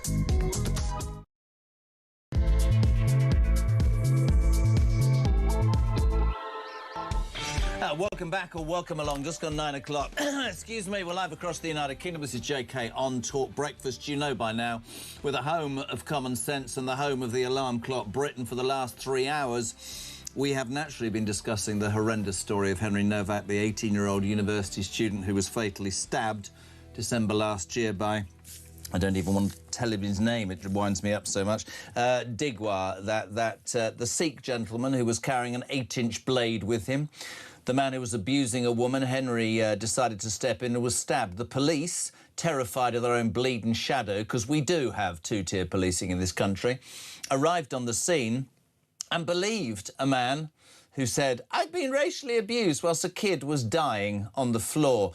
When he said, "I can't breathe and I've been stabbed," he was dismissed and he died there on the floor, whilst the man who did that was treated with more respect. On Monday, he was jailed for 21 years. This has caused such outrage, and quite rightly. I'm going to give you all the facts before we speak to Zia Youssef, who will talk very honestly from a reform perspective. Last night in Southampton, police and protesters clashed. It wasn't pretty. Have a look. The police are getting killed now, guys. The police are getting killed now. They're outnumbered. But I want to balance it before we go to Zia Youssef. That's what you saw. There were peaceful protests. Have a look. I can't breathe! I can't breathe! I can't breathe!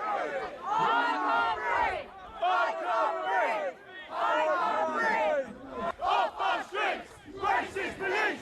Off our streets! Harvey, good morning. Morning, Jezza. It's Harvey from Hemel Hempstead. First of all, I want to say rest in peace, Henry Novak.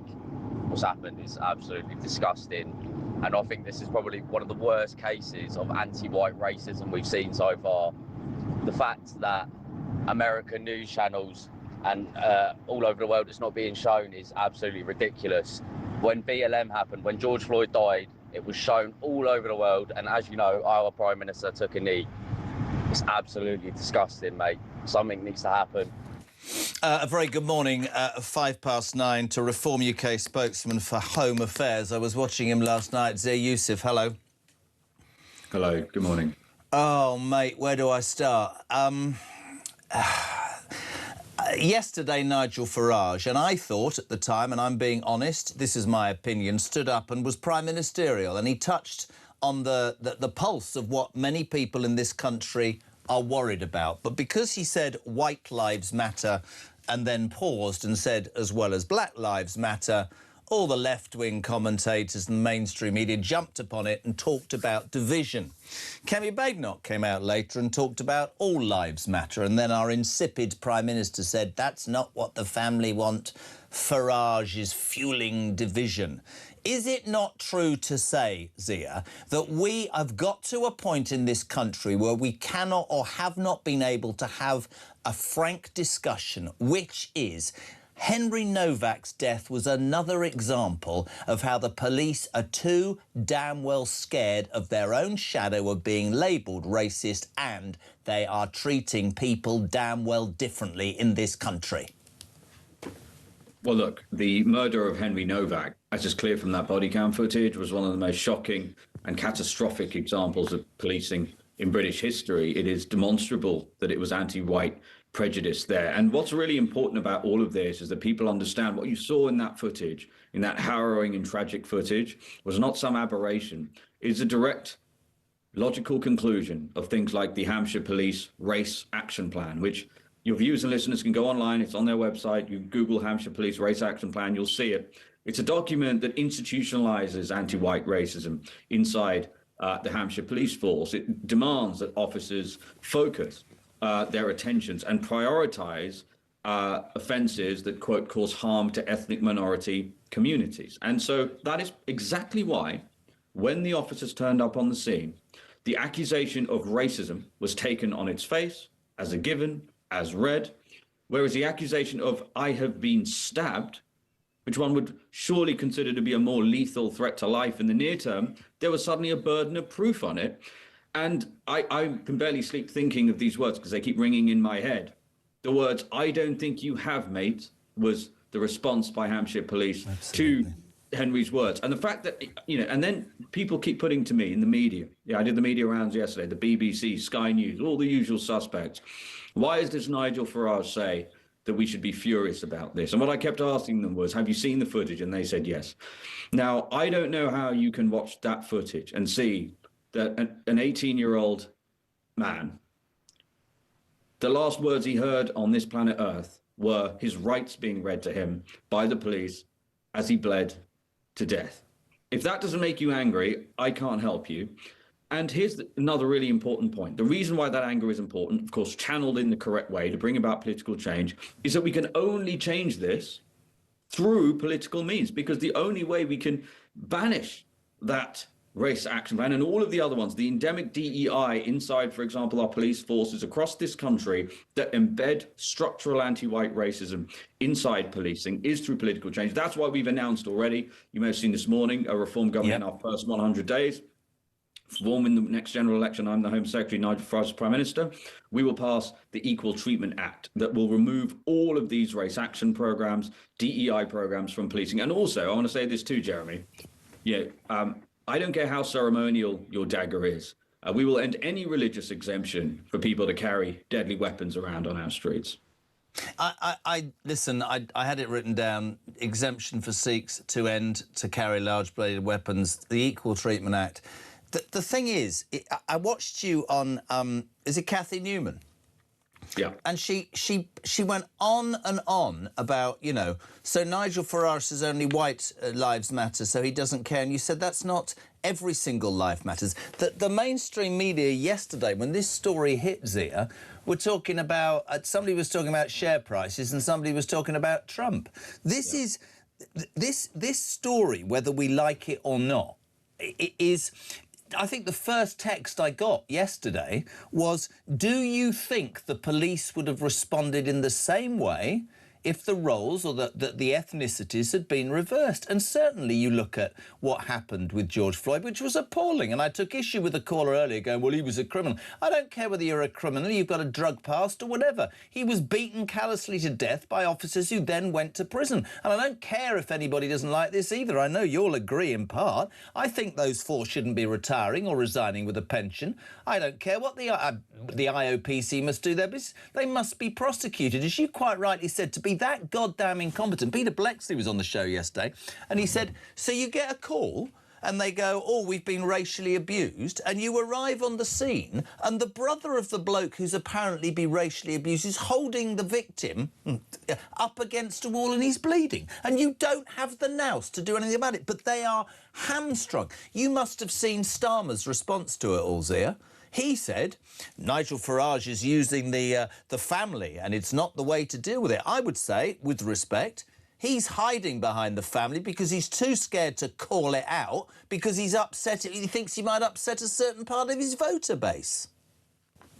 Well, it's not just Keir Starmer. It's the entire political establishment and almost the entire media establishment in this country that have responded to Henry's murder in an obvious example of anti-white racism in literally the polar opposite way to the way they reacted to the death of George Floyd. And, all the points you just made, look, the reality is George Floyd, this happened in another country, right? We're talking about Britain here. And what did we see from the BBC? We heard nothing other than George Floyd for months. They created a £100 million diversity action plan as a result of George Floyd to structurally embed anti-white racism into its recruitment practices. They created BBC bite-sized programs to indoctrinate our children as a result of George Floyd. We talk about Kathy Newman. She was putting it to me that we shouldn't we shouldn't be angry and be seeking political change as a result of such a tragedy. She wrote op-ed after op-ed in The Independent talking about how she was delighted that the BLM hashtag had transported, quote, the rage of George Floyd's death across the four corners of the globe. Let's look about Shabana Mahmood, stood up in Parliament and condemned Nigel Farage. That's all they seem to be doing, by the way. You notice it was Kemi Badenoch, the Prime Minister, the Home Secretary. They were all out to condemn Nigel Farage and attack Nigel Farage in the wake of this incident, which I find extraordinary. I don't know how that can be your reaction to watching that body cam footage. But Shabana Mahmood herself, who said that being angry about this and, quote, stoking anger was entirely wrong, when go and look at what she wrote after George Floyd. She talked about it being an unspeakable outrage and said that her constituents were right to be furious about it. And we all know, Jeremy, we all know why the response is entirely different. And yes, I'm afraid it is racial. I'm going to call a spade a spade. And, with regards to the conduct of the police officers, of course, that needs to be investigated. But I want to be really clear about something, right? Again, let's not fall into the trap of thinking this is just about the conduct of the officers that attended the scene. That conduct is directly downstream from things like the race action plan that is still on Hampshire Police's website that says that they'll have a zero tolerance to police officers not prioritising harms to ethnic minorities. And if police attention is finite and zero-sum, then what does that mean? It means harms to white people are going to be deprioritised. And look, Reform's position on this is simple.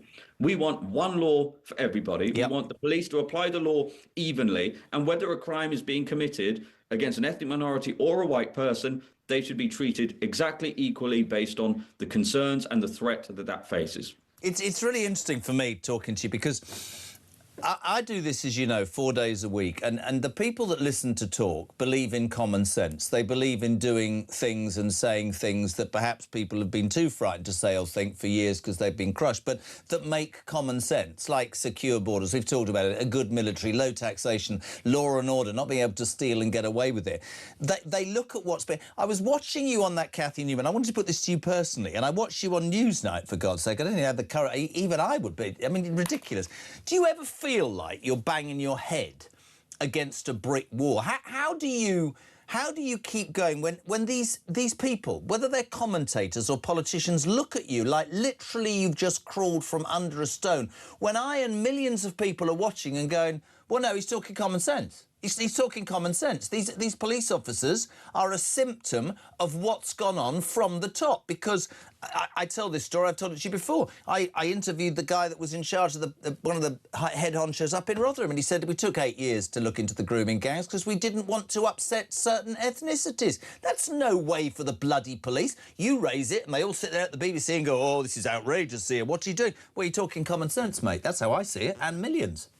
Millions. Oh, look, I appreciate that, and that is obviously what keeps us going. And look, I'd also say this, that so obviously are the facts on our side here, Jeremy, that often, if people haven't seen that Cathy Newman exchange yesterday, you can go and watch it, and people have been reacting to it online. I think, you know, I kept asking her, so she started the interview by asking me why Nigel Farage said that we should react with anger and fury, and I kept asking her, well, have you seen the body cam footage? And I kept asking, how did it make you feel? And she refused to answer that question. Then she asked why Nigel Farage said that white lives matter. Well, I said, firstly, let's complete the sentence that Nigel said, because it is important. Let's at least finish the sentence, if not the paragraph, that he said white lives matter just as much as black lives do.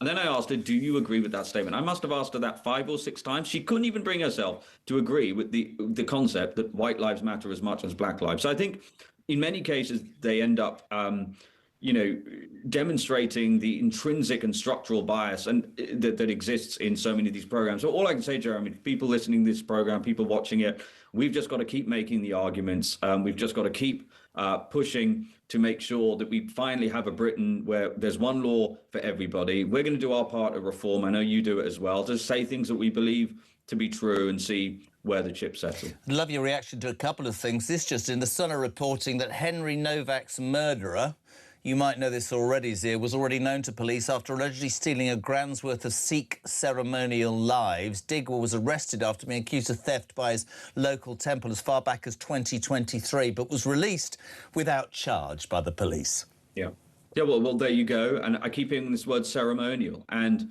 listen, in my lifetime, without exception, every Sikh person I have met, literally in my lifetime, has been nothing other than charming, and lovely, and an upstanding British citizen, and someone I'm delighted and feel privileged to know. I do not think any of them should be exempt from the deadly weapons laws. And by the way, many of them are telling me that they agree with that too. And you know, I would also point you to, aside from that level of incompetence and that slipping through the net, there's a photo you can go and see of the murderer in his accountancy firm. He worked in an accountancy firm where there's this extraordinary photo of a load of people smiling at the camera with the new class of new employees, and everything looks normal except there's a guy, the murderer, wielding, he's literally got around his neck a massive deadly weapon, a massive dagger.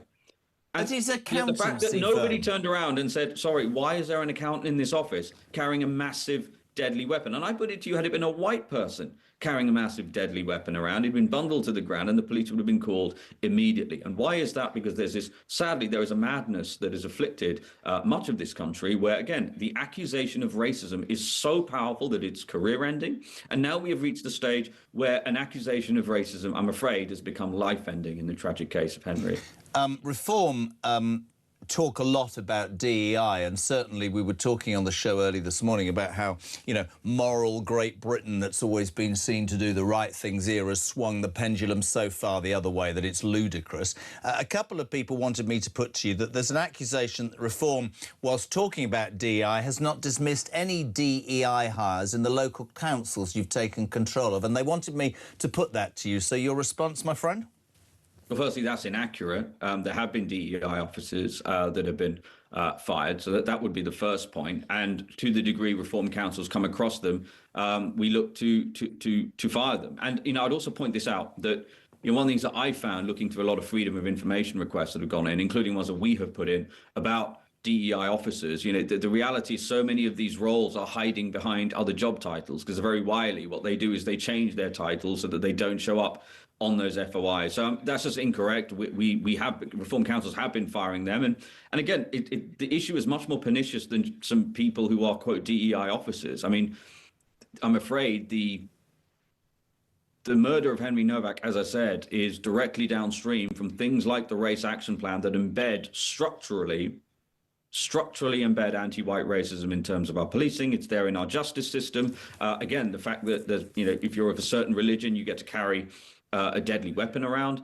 These are just things that are totally unacceptable in Britain, and we want those things changed. Do you just finally, you talked about an Equal Treatment Act within the first 100 days of Reform government. It would ban police race action plans, DEI practices, and end the exemption for Sikhs to carry large-bladed weapons. As you go about the country, and this is what I wanted to say about Southampton. I watched that in Southampton last night. I'll never sit here and condone violence, but I do think that you're one of the few politicians, and there are others. Listen, Matt Vickers acknowledged this morning. Let's balance this out. I've had politicians from Labour, Reform, the Tories this morning.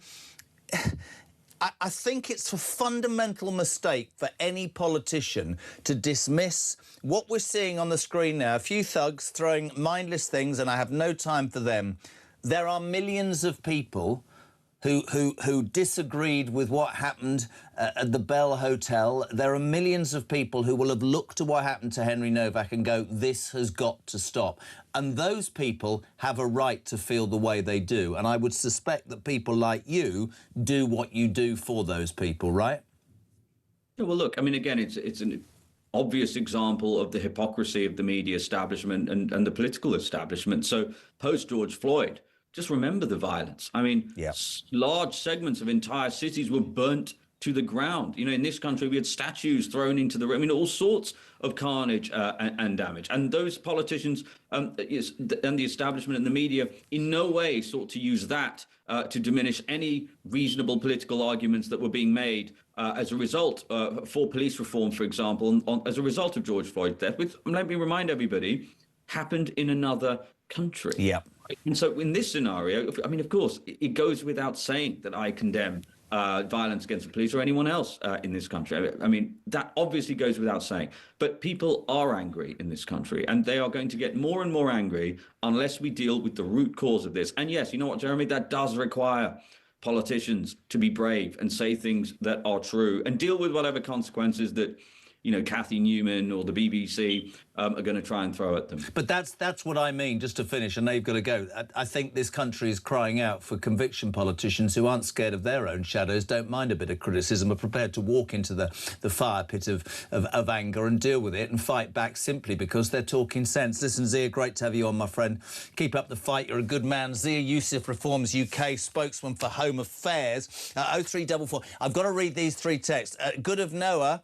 I nearly said Ark. That's ridiculous. Noah Law, Noah's Ark. Noah Law, the Labour MP was on last time, but yes. OK. I have no words of how angry that two-faced gaslighting Labour MP made me. The ideology behind DEI comes from the far-left academics. Labour are full square behind it. The inevitable consequence is unequal treatment. Then they have the gall to say that anyone noticing is looking at things through a racial prism. DEI teaches people to see everything through a racial lens. Unbelievable, says Kat. cat in Stockport sues.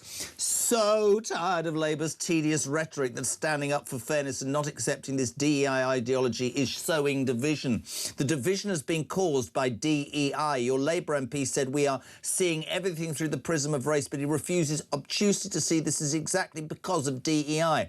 Novak's killer reached immediately for the race card because he had learned that could be his defence. I never thought about race until the last few years. I'm 70. Labour MPs are all bleeding deluded. Finally, geez, Claire in Leicester. Morning, Jez. I just saw your Labour MP saying he didn't see a racial element to poor Henry's treatment, just an incompetent officer. I saw a Labour MP in a different channel last night saying those exact words. Is this the line they've been told to say? Usual spinning or spinning crap. So there is one more, Billy and Fareham. If you think DEI and all those crazy woke policies are just ruining the police, then think again. I left the army early as one of the factors was the woke political correctness so being thrown down our throats. The whole system is infected. The armed forces, border force, fire brigade, NHS, court system, and I don't think any hope for the civil service. Go on LinkedIn, I don't know what that is, and search DEI role. Shocking. Or a line needs to be drawn in the sand before it's too late. Great debate. Billy in Fareham. Thank you so much indeed. 9:25. Morning, Helen. Hi, JK. Helen in Knutsford. Please don't call Vikram Digwa a gentleman. He is not. He is not.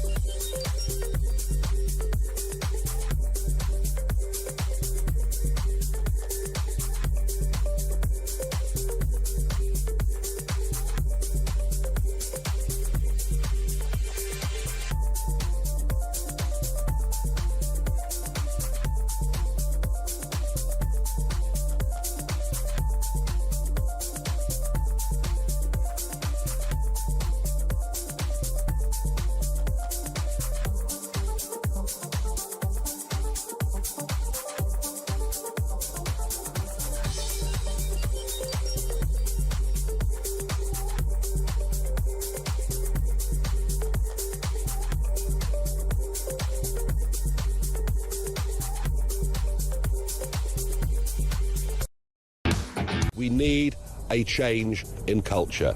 Enough of anti-white prejudice. A promotion of the idea that white lives matter just as much as black lives. An end to DEI and positive discrimination, but a country that treats everybody equally and fairly before the law. This is serious. This is urgent. I fear for where our society will be in a few short years if we don't grip this. Across the UK, on DAB+, on your smart speaker, on your smart TV, and on your side. This is Talk. Welcome back ahead at 9:30. It's Wednesday, June the 3rd, the 36th birthday of my oldest child. My youngest is 2. I know, it's unbelievable, isn't it? That's why I look so knackered. 0344 499 1000. Text to 87222. Really, really good show this morning. Not from my point of view, from your point of view. Mike, hello. Mike in Cheshire here. As a former police officer, I had to learn my powers of office. There were arrestable offences, reportable offences. Each one had its own specific definition. Nowhere in those definitions, whether theft or murder, was there any mention of colour, creed or race. The law applied equally to all. This attempt to create a biased tier system is abhorrent.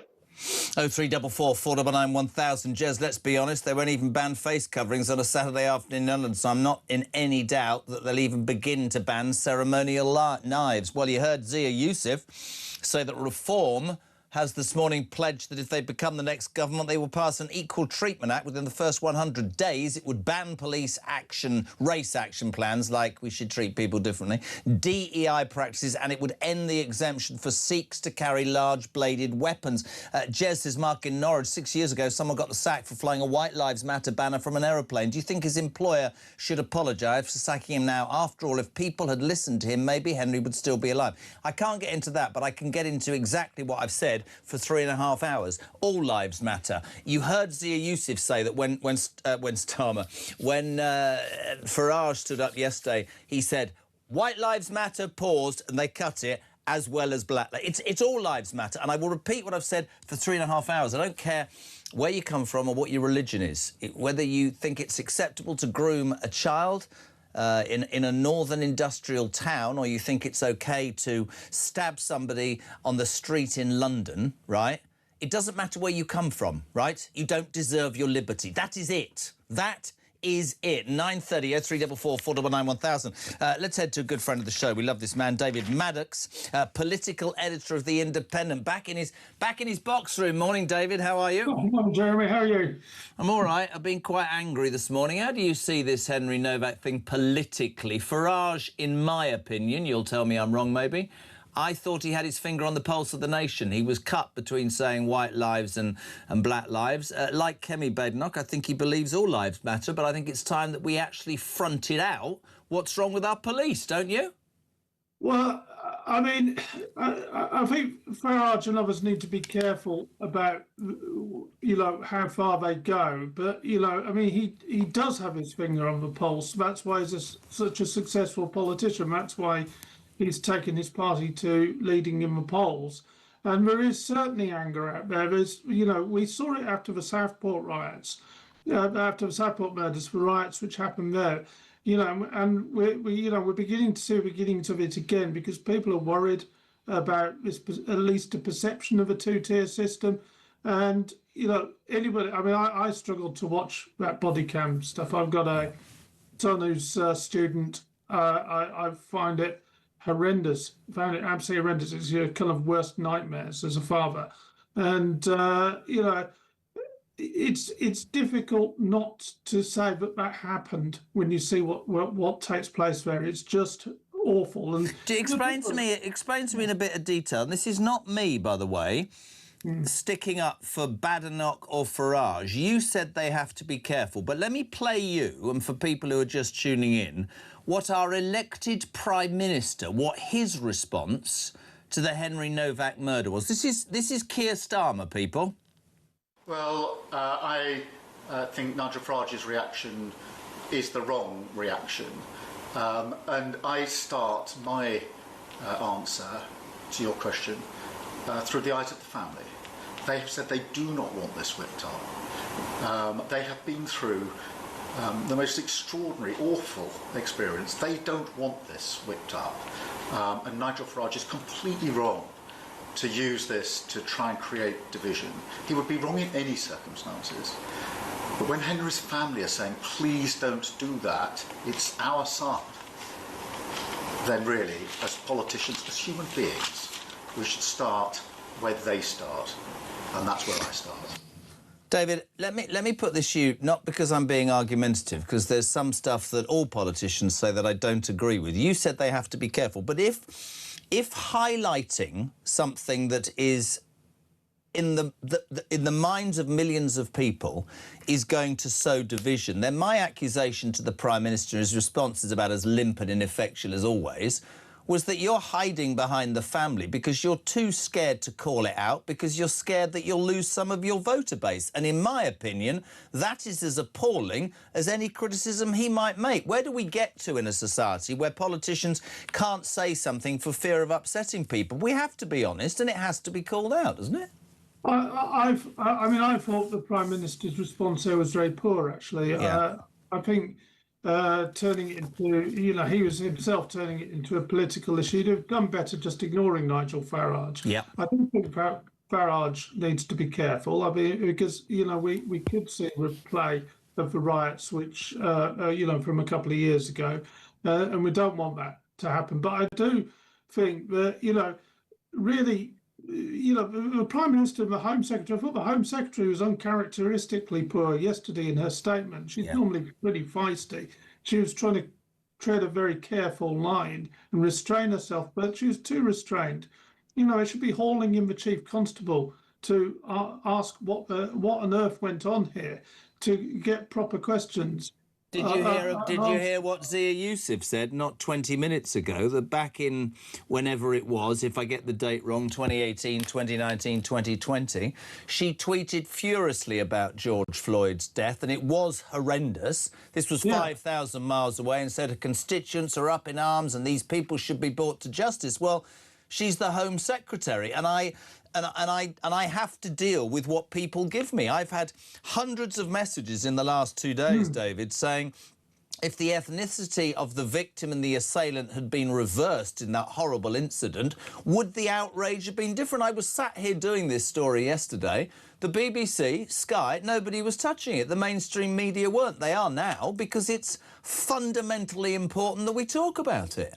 No, I agree. I agree. And it's... the problem is it's very clear what happened. I mean, if you believe that there is a two-tier justice system and you see that footage, you are left in no doubt that that has validated what you believe. Now, whether it's as widespread as some claim is a different question altogether. But, maybe we should be looking at a much wider kind of investigation into the effects of these policies. But we're not getting that sort of response from the government. They're waiting for the kind of independent police investigation into the police officers. People have, I've had phone calls from friends and things who, far from being far right, kind of like just normal people, just like saying, why haven't these police officers been sacked yet? Well, I find it extraordinary, and that's where I will accuse the Prime Minister of he's got the temerity of calling Farage and Badenoch divisive. After Southport, he labelled every single person that took to the streets as far right. And I'll repeat to you, David, what I've said all day. I have no time for the people that threw things and were aggressive last night in Southampton, but there were also thousands peacefully saying this is no way to continue, but you don't hear from them. So that could be accused of that. The 4 men, overnight we discover the 4 policemen, 3 are still serving. 1 has resigned with a full pension. I'm sorry, I think the book should be thrown at them like it was to those coppers in America. And I don't know why the Home Secretary and the Prime Minister are not saying that straight away, because they were saying it when it was George Floyd.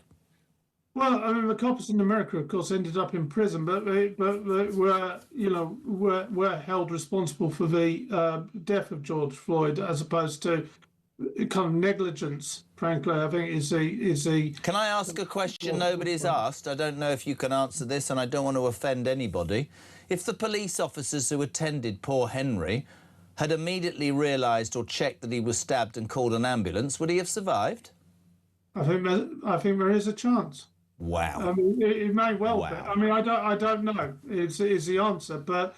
Whilst the kid is, a better chance, wouldn't they? Of course, and the kid is dying, bleeding to death, and they're reading him his rights. Yeah, it's clear that there would have been a better chance. Whether it was too late or not, it's impossible for any of us to say. But it's there was clear negligence there, and I think that's the accurate way to put it. But I think the question is right, and the question many people will be asking is, if it had been Vikram Digwa lying there, would it have been treated differently? And I'm afraid, the answer for so many people is yes, it would have been, and that's the issue that's here. And being timid in your response, like the Prime Minister was, is not going to cut it anymore. And that's the problem here.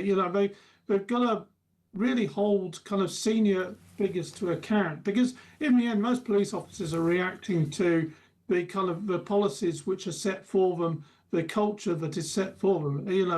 It's the leadership of these police forces. But there's also common sense. Let me read you this. Mick from Dorset, right?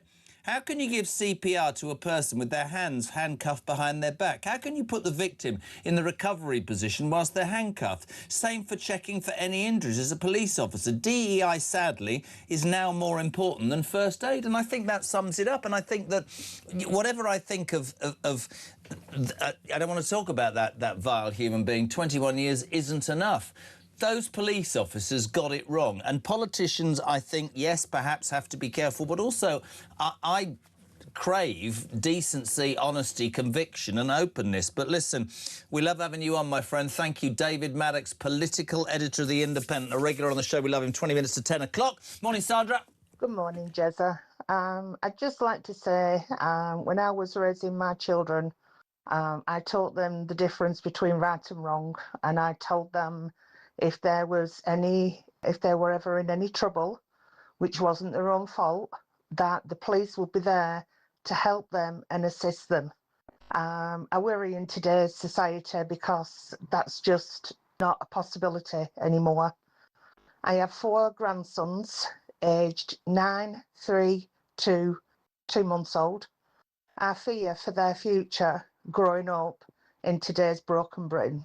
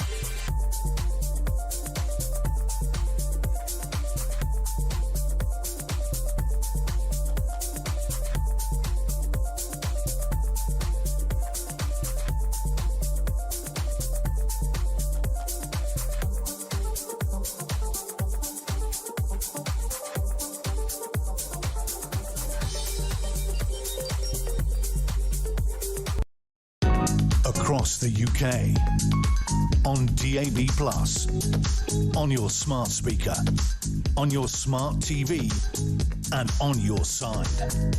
This is Talk. Welcome back. Just gone 20 to 10. Just asked young Harriet, who's here on work experience, is enjoying it. She looked at me like I'd gone into her house on Christmas Day and nicked all her presents. She's enjoying herself. I think Christian's telling her all the things that are important. She's looking through the glass thinking, if that old git can do this, anybody can get into radio, to be honest. Yes, thank you, Christian. Oh, this is awful. I've said Gaza. I meant Gaza. Oh, gee, can we do that again? Gaza, dear Jez, I think we're missing the point here. How does this guy, only get 21 years? He stabbed a guy who lost his life. He should be in jail for the whole of his life. I won't be surprised if he's out in about 18 years. The UK is a joke and Starmer is making it worse. All lives matter. Couldn't agree more. Maggie in Cheshire nobody seems to mention that this killing of poor Henry was also probably a hate crime. R.I.P. 0344 499 1000. We have some breaking news. A Royal Navy helicopter, we've just heard, has crashed into a field in Devon. Devon and Cornwall Police said that emergency services are at the scene of the incident in Sturton Down, which is near Oakhampton. Know it quite well. A Royal Navy helicopter has gone down, crashed into a field in Devon. We'll keep you updated here on Talks, the home of common sense. We bring you all the news as it happens. 0344 499 1000. So many people have had opinions about the Henry Novak incident, horror, whatever you want to call it. Delighted now to be joined by the former New Scotland Yard Detective Superintendent Shabnan Chowdhury. Shabnan, good morning. Good morning. Where do we start, Shabnan? Where do we start? Well, It's been a roller coaster few days. I think first of all we'll start with the thoughts and prayers with the family of Henry Novak, and then what's unfolded in the last day or so with regards to that the body-worn camera that was publicised, and how it has enraged members of the public, and heartbreaking and very distressing to actually watch. And from my perspective, as a former detective superintendent, as a frontline officer on the front line for 26 years of my service, really, really, really difficult to defend. Let's cut to the chase. I went, before we were doing the show... I mean, look, let's cut to the chase. So many people have had comments. If you mention it, you're told you're sowing division. If you don't mention it, you're letting it go. I thought Farage said his piece, Kemi said a piece. They're both all saying all lives matter, which I think is a perfectly good analogy. Starmer, let's not do anything.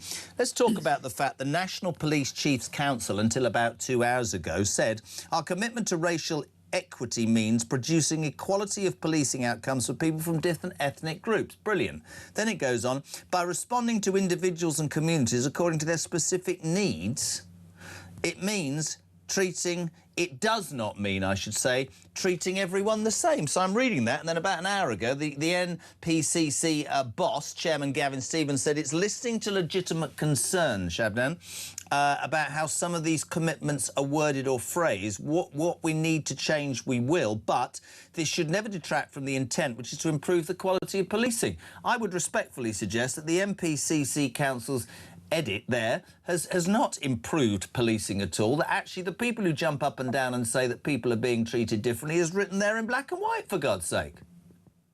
Well, people are being treated differently. People from different communities get treated differently. We always worked on the basis, and as I believe that policing should be, that you treat people according to their needs when you arrive at a situation and you're dealing with each individual situation, because every person that you deal with will be different regardless of their race or their gender. They may have vulnerabilities, they may have some other issues that you need to address, and it may be that you are dealing with race issues where you've got, violence amongst two different groups of people. It doesn't necessarily mean that you treat them differently. It just means that you deal with that situation and you actually do your job, which is preserve life and to bring offenders to justice. Well, let's jump in there, because yesterday Peter Blexley was horrified. He said when you arrive at that scene, the guy who's been accused of being the victim, as it turned out to be the assailant's brother, is holding Henry Novak up, who's slumped against a wall. I just had a text from somebody who said when they handcuffed him, pulling his chest back, his wounds would have opened. There would have been blood. You've got a copper saying, I don't think you've been stabbed, mate. I mean, incompetence goes beyond it. But I have to ask you the question, Shabnam, and I'm so grateful for you being on today, that many people are asking. Two-tier policing is obvious. You've admitted that already. This would have been treated totally different if the actors were... If Digwa had been the victim and Henry Novak had allegedly been the assailant, the truth is that millions of people in this country feel that the police would have acted differently, and that underlies what's going on, doesn't it? And it's appalling. Let's just rewind a little bit there, please, Jeremy. The first thing that happened was that the officers received a 999 call. They were deployed to that situation where Digwa, his brother, had claimed that there had been a racially aggravated assault. So that sets the scene. However, what I would say, I cannot defend the actions of the officers. When they arrived on the scene, 4 officers, as I understand it, didn't seem to know their backsides from their elbows on how to actually address that situation. They allowed Digwa to lean over and, stand over young Henry. I felt sick to the stomach to see this young man being dragged out from behind a car, being handcuffed pretty much immediately, arrested, telling them several times that he couldn't breathe, that he'd been stabbed, and that appeared to fall, well, it fell on deaf ears. They didn't believe him, and that comment, I don't think you have, mate. The whole of that situation went horribly, horribly wrong. Do I think that race played a part of that? Well, obviously, Digwa played the race card. can't get away from that, not anyway, whichever way you look at it. But I think in those circumstances, the officers breached the basic principles of policing. They had no investigation. They asked one question and decided on that one question they were going to arrest the young man that was fallen on the floor. So it was a terrible situation. The IOPC are scrutinising it. The officers will be held to account, and they will. The part of that investigation will form whether race did take a part of that, whether the officers unconsciously or consciously decided that they were going to treat that situation in the way that they did. Now, let me just say something else. As an officer and as a retired officer watching police officers in London, on many, many occasions when they attend the scene of stabbings, and you get young people from all different backgrounds, whether it's black, white, Asian, those officers go there with the heartfelt decision that they are going to try and save the life of those particular victims. So I don't buy that, had he been left on the floor because he was white, that was the reason.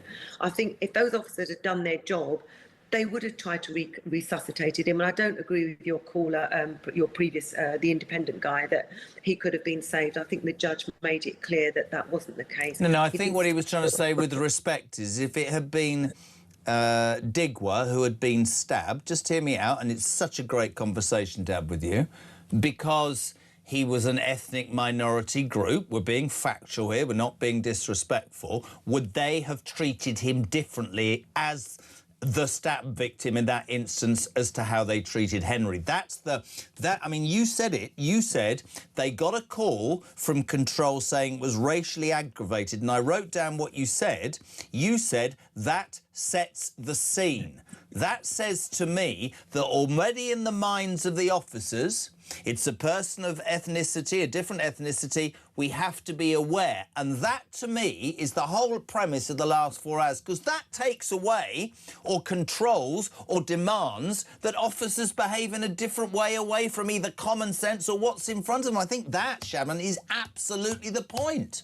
No, I think I don't agree with you on that point. I think what is important, what I was trying to say, and the point I want to make, is that it set the scene that they were going to deal with an incident of that nature. However, their job, anybody's job, if you are, even if you're an early trained officer, is to ensure that you investigate. Just because somebody tells you that this is a case, it doesn't necessarily mean that that is the case. We have many incidents across the whole of the UK where an allegation will be made and it's found either to be unfounded, it didn't happen, or actually it was the perpetrator that called the police and they are in actual the person that needs to be arrested. That situation was dealt with in the way that it was dealt with. Those officers will have to justify their actions. They need to be held to account. And whether race took part in that will form part of that investigation. I doubt very much that they will ever get to the bottom of that little section of it, because it's very rarely been proved. Do you think they'll go to prison, these police officers? No, I don't. I think that what will happen is that, now don't forget, 2 of them have resigned. That doesn't mean to say that they're not still subject to investigation. If it's found that they have committed gross misconduct, they ordinarily, if they'd been in policing, they would have been sacked. I doubt very much that they would go to prison, or they would. If they're found guilty, will they have their pensions taken away from them? No, that's also unlikely. And let's just, I had this conversation on another show yesterday. Look, when you pay into a pension, I know many people that have been convicted. The only person that I know of that has lost their pension was Wayne Couzens and David Carrick. But there are many police officers within policing that get sacked, that get to keep their pensions. If they've only got 2, 3, 4 years service, it's completely irrelevant. It blows that argument out of the water because their pension's not worth 2 pennies. I've sat here for 4 hours and I've listened to people say we can't say these, we have to be careful because we're sowing division. Not us, politicians and all that. For me, I've got one question for you. Is there 2-tier policing in this country? No, I don't believe that there is 2-tier policing in this country, Jeremy. I think that's a rhetoric that's been peddled by politicians and various different factions of the community. I think that the police officers, and I will defend them, that they do the best job that they possibly can do. What about ideology above? What about ideology above the great men and women on the street, although these 4 weren't so great? What about up above? I think senior officers have a lot to answer for. I think if you look at what the Deputy Chief Constable of Southampton said, that it was a very complex situation and it was a very difficult situation. In my view, and in view of the people in the public, it seemed like a very simple situation. Yeah. It was calm, it wasn't public order offences, there wasn't a fight going on, there wasn't shouting and screaming. So I don't know what part they thought was complex. It was fairly simple. There was a young man dying on the floor, telling them he'd been stabbed, and there was a perpetrator standing there who hadn't even been moved away from the situation. So, no, I don't believe that two-tier policing exists. I think police officers do the very damn best job that they can do in order to preserve a life and to protect the public. Shabnam, so great to have you on. It's been too long. Thank you so much indeed. Shabnam Chowdhury, former New Scotland Yard Detective Superintendent. Thank you for joining us on Talk Breakfast. Rob, good morning. We need to open our eyes, people of this country. Nigel Farage comes out and says probably the only truthful statement out of them all, and they'll all use that to hit him on the head with, and, you know, we're all for right, aren't we? People are running around, they're allowed to carry daggers. Well, I believe in a strange God. Does that mean I can carry a flick knife and a knuckle duster? Of course it doesn't. That would just be ridiculous, wouldn't it? But we need to take big notice of what's going on here. I know it seems to be a different story every day regarding people from other places, but we need to address it now. Take these laws away that make anybody any better than anybody else, but we need to act to stop this now.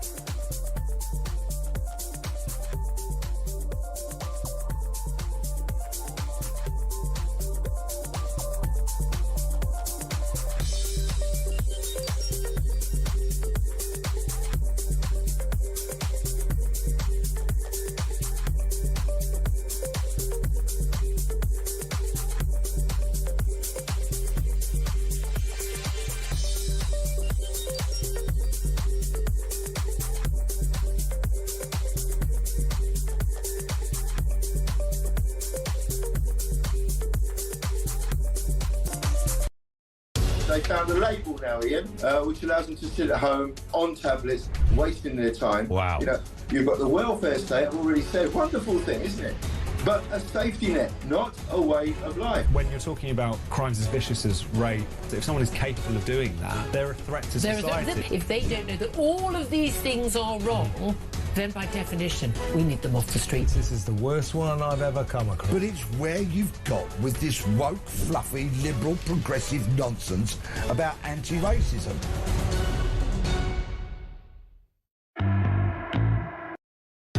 Across the UK, on DAB+, on your smart speaker, on your smart TV, and on your side. This is Talk. Welcome back. 4 minutes to 10. Julia Hartley-Brewer on the way. If you have heard this already, I apologise, but breakfast radio is a sort of rolling thing. This was a lady called Karen whose anger about the Henry Novak situation was utterly palpable. This is a couple of hours ago. Listen to the passion with which this lady talks. Hi, Jeremy. I'm so angry. Mahmood and Starmer saying that those marches in Southampton were unacceptable. What's unacceptable is murder. And what's unacceptable is when a racism claim trumps murder or any other charge, like, you know, attacking children and women in the streets. That's disgusting. That woman, how dare she, Shamama Mahmood? You facilitate those Palestinian marches every single week for the past 2 to 3 years. We find that unacceptable. The anti-Semitism placards that you allow on our streets. How dare she, Jeremy? How dare she? That woman, how dare she, who swore on the Quran. She should have sworn on the Bible. This is England. We've had enough. You tell that man sitting next to you, you better pull your finger out, boy. Thank you so much indeed for your response this morning. A palpable anger, I get it. Jeremy, why did the police handcuff Henry? I thought it was innocent until proven guilty. What did he do to justify handcuffs? He was not a threat and clearly in need of medical attention. I'm an HGG driver. If I made a mistake doing my job, I can be fined or jailed. Same should be them police officers. Almost 10 o'clock. Julia, good morning. Good morning to you. Yeah, well, this story just keeps on running, doesn't it, with those protesters last night and all this political backbiting as well. I mean, the accusations that the division and tension and hatred is being stirred up by politicians. What, by talking about the truth? By talking about the truth. Again, how many times have we been told that over the years? Starmer's and I tell you what, it wasn't for us and another station talking about this yesterday. BBC and Sky didn't think this was a big story until our airways were full of it and people were reacting and people went, you know what, I'm not that interested in Peter Murrell in court. I'd rather talk about a story that actually matters on the streets to all of us. Couldn't agree more. I'm sat here yesterday morning